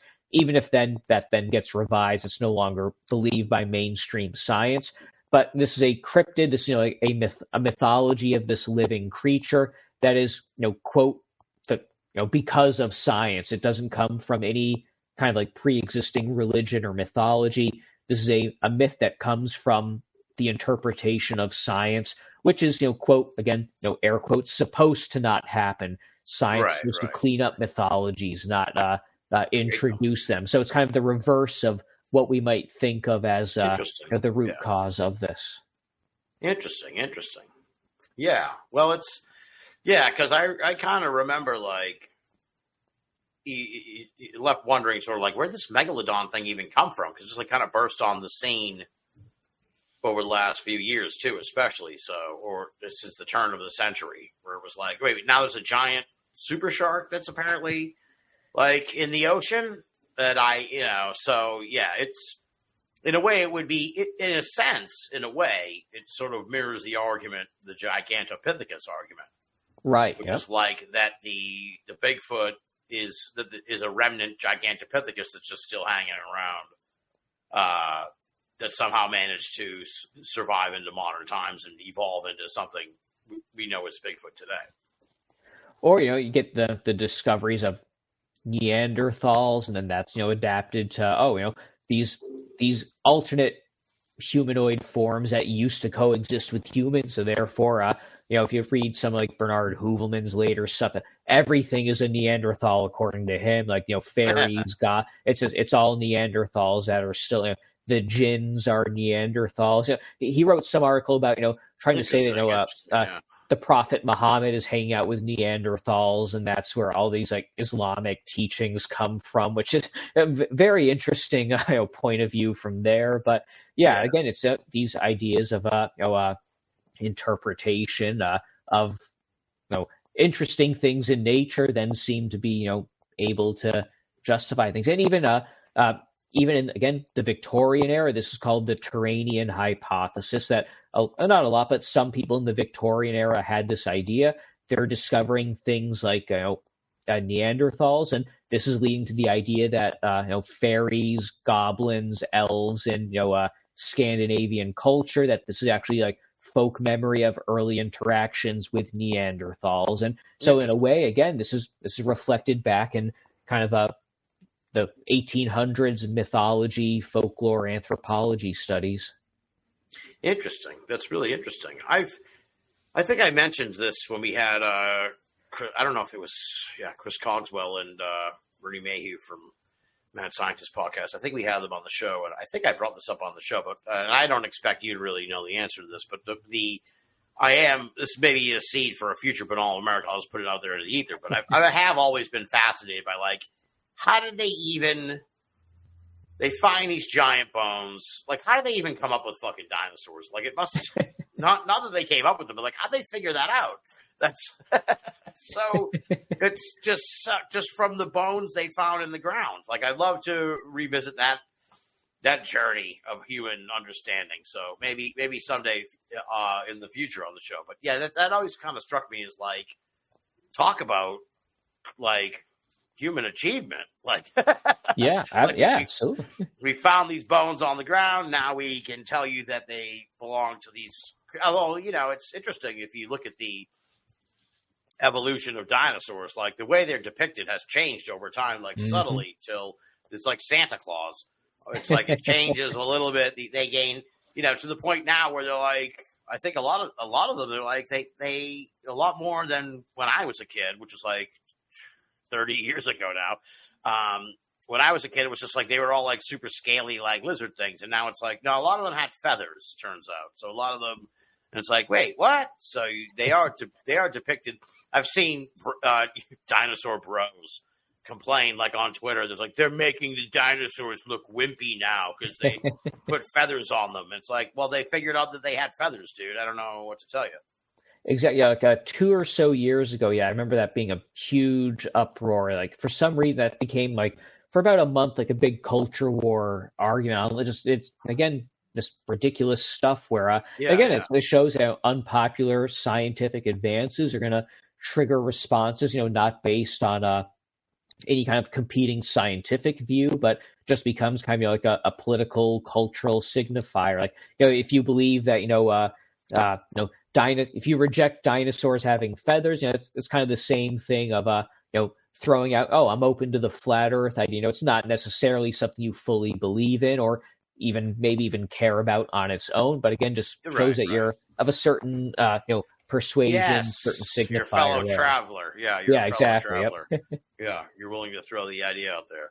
So I've had you here for a long time now, and it's getting late. We're on the East Coast, so I'll let you get going. But so the book is a work in progress now. Obviously, you've signed the deal. You said like late 25, early 26, maybe. Yeah. When you think you'll have it? The manuscript is due. Manuscript is due end of May of 2025. It may be in earlier. We'll see. But yeah, my guess hopefully by late 2025, early 26, it should be out.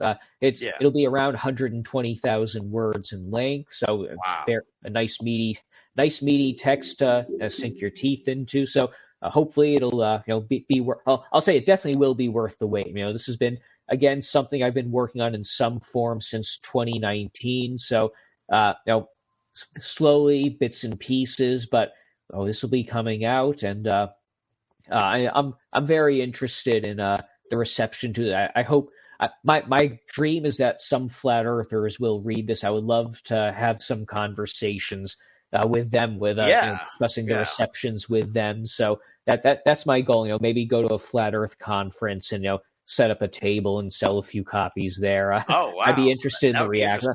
So we'll see what flat Earth conferences are available at the time. But so. I will be your roadie for that, dude. You just let me know. I'll be your entry into the world of the flat earthers. It's Will you be covering in the book now? Will you touch on the modern era at all?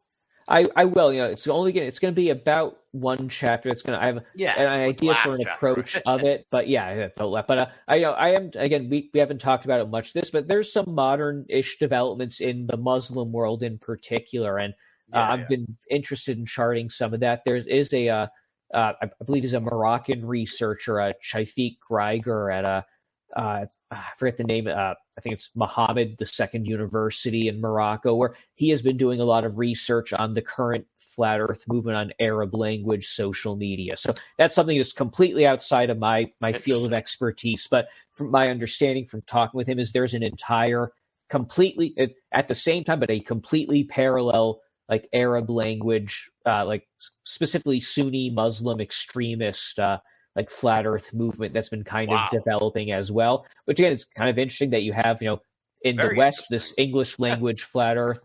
You have an Arab language. I know in Brazil, there's a very strong flat Earth movement, very big. And so I'm touching into a few of those aspects as well. So we are bringing it up to the present day. Nice. Again, it's I think. I mean, obviously, I'm looking forward to this. Absolutely, yeah.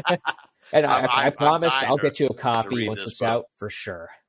Yeah, absolutely. And like I said, if we'll go to one of the flat Earth events, and I would set up a table. That's for sure. Absolutely. Yeah. You'd be interested. They're an interesting group of people. I'd be interested in revisiting them for sure to see. I definitely want to.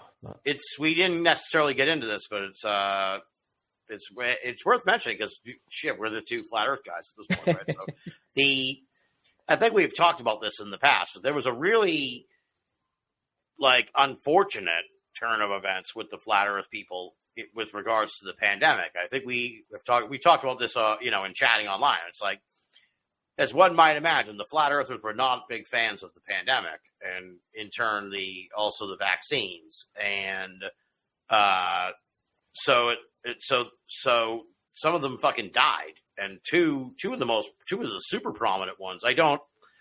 My apologies. I don't have their names in front of me right now, but two really prominent flat Earthers died of COVID. Mm-hmm. Rob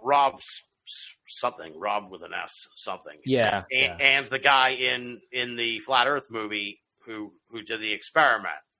So again, Noble was his name. So but they both passed away from COVID, from what I understand. And then a third one was super anti lockdowns in Canada, and he was going to be on trial, and then he passed away under I'll just leave it up to you folks to Google that. Circumstances not COVID related, but sort of under the milieu of look, dude, you can't be anti-vaccine and then just fucking do all kinds of other shit. So that was the paradox of that one, where it's like, wait a minute, what? I thought you were it. Like, this doesn't make sense. But anyway, so yeah, it's been a weird, unfortunate time for the flat earthers, and so I'd be interested in revisiting them and seeing what they've been up to in the last like 5 or 6 years by the time we get a chance to see them. But until then, it's been great getting, finding out what you've been up to, dude. This is, as I said when we started the show, I was like, if people could see my notes, I just have your name, Megalodon, Betty Barney Hill article, Flat Earth book, and pretty much that's it. Like, I didn't really come into this with any questions because I had a feeling we were just going to have a conversation, and that's what we did. This was awesome, man. This was great. I really enjoyed it. It was a lot of fun. It sparked a lot of new ideas and sort of avenues, and like I'm gonna have to, where I'm just thinking to myself now, like, maybe I should talk to someone who's a proponent of the phantom calendar thing, or that would be, I would definitely tune in on that one for sure. Yeah, or even like you were saying, the phantom cosmonauts, because maybe I could find someone who talked about that, or let's revisit some of these other wacky conspiracy theories. And I hadn't thought about a lot of this stuff until we sat down and talked tonight. So it's been a lot of fun and sort of a wealth of food for thought. So I think a lot of the listeners will journey down some of those paths looking at this weird stuff too. And I really enjoyed it, man. And obviously you're going to be back on the show probably before the book comes out, but definitely when the book comes out, because we're going to do an in-depth deep dive on that. And obviously I can't wait to get my hands on it, because I'm a friend of the flat Earth. That's as far as I'll go, but I'm a friend of the flat Earth for sure. I'll co-sign. Yeah, a friend of the flat Earth. What's the term? A critical ally or critical support to the flat Earth movement. Yeah, exactly. So, man, thank you very much. It was a lot of fun, and obviously, this, man. You reach out whenever you need anything. I'm humbled and also troubled that you call me a flat Earth expert. So. Wear the badge with pride. But yeah, absolutely, yes. I will.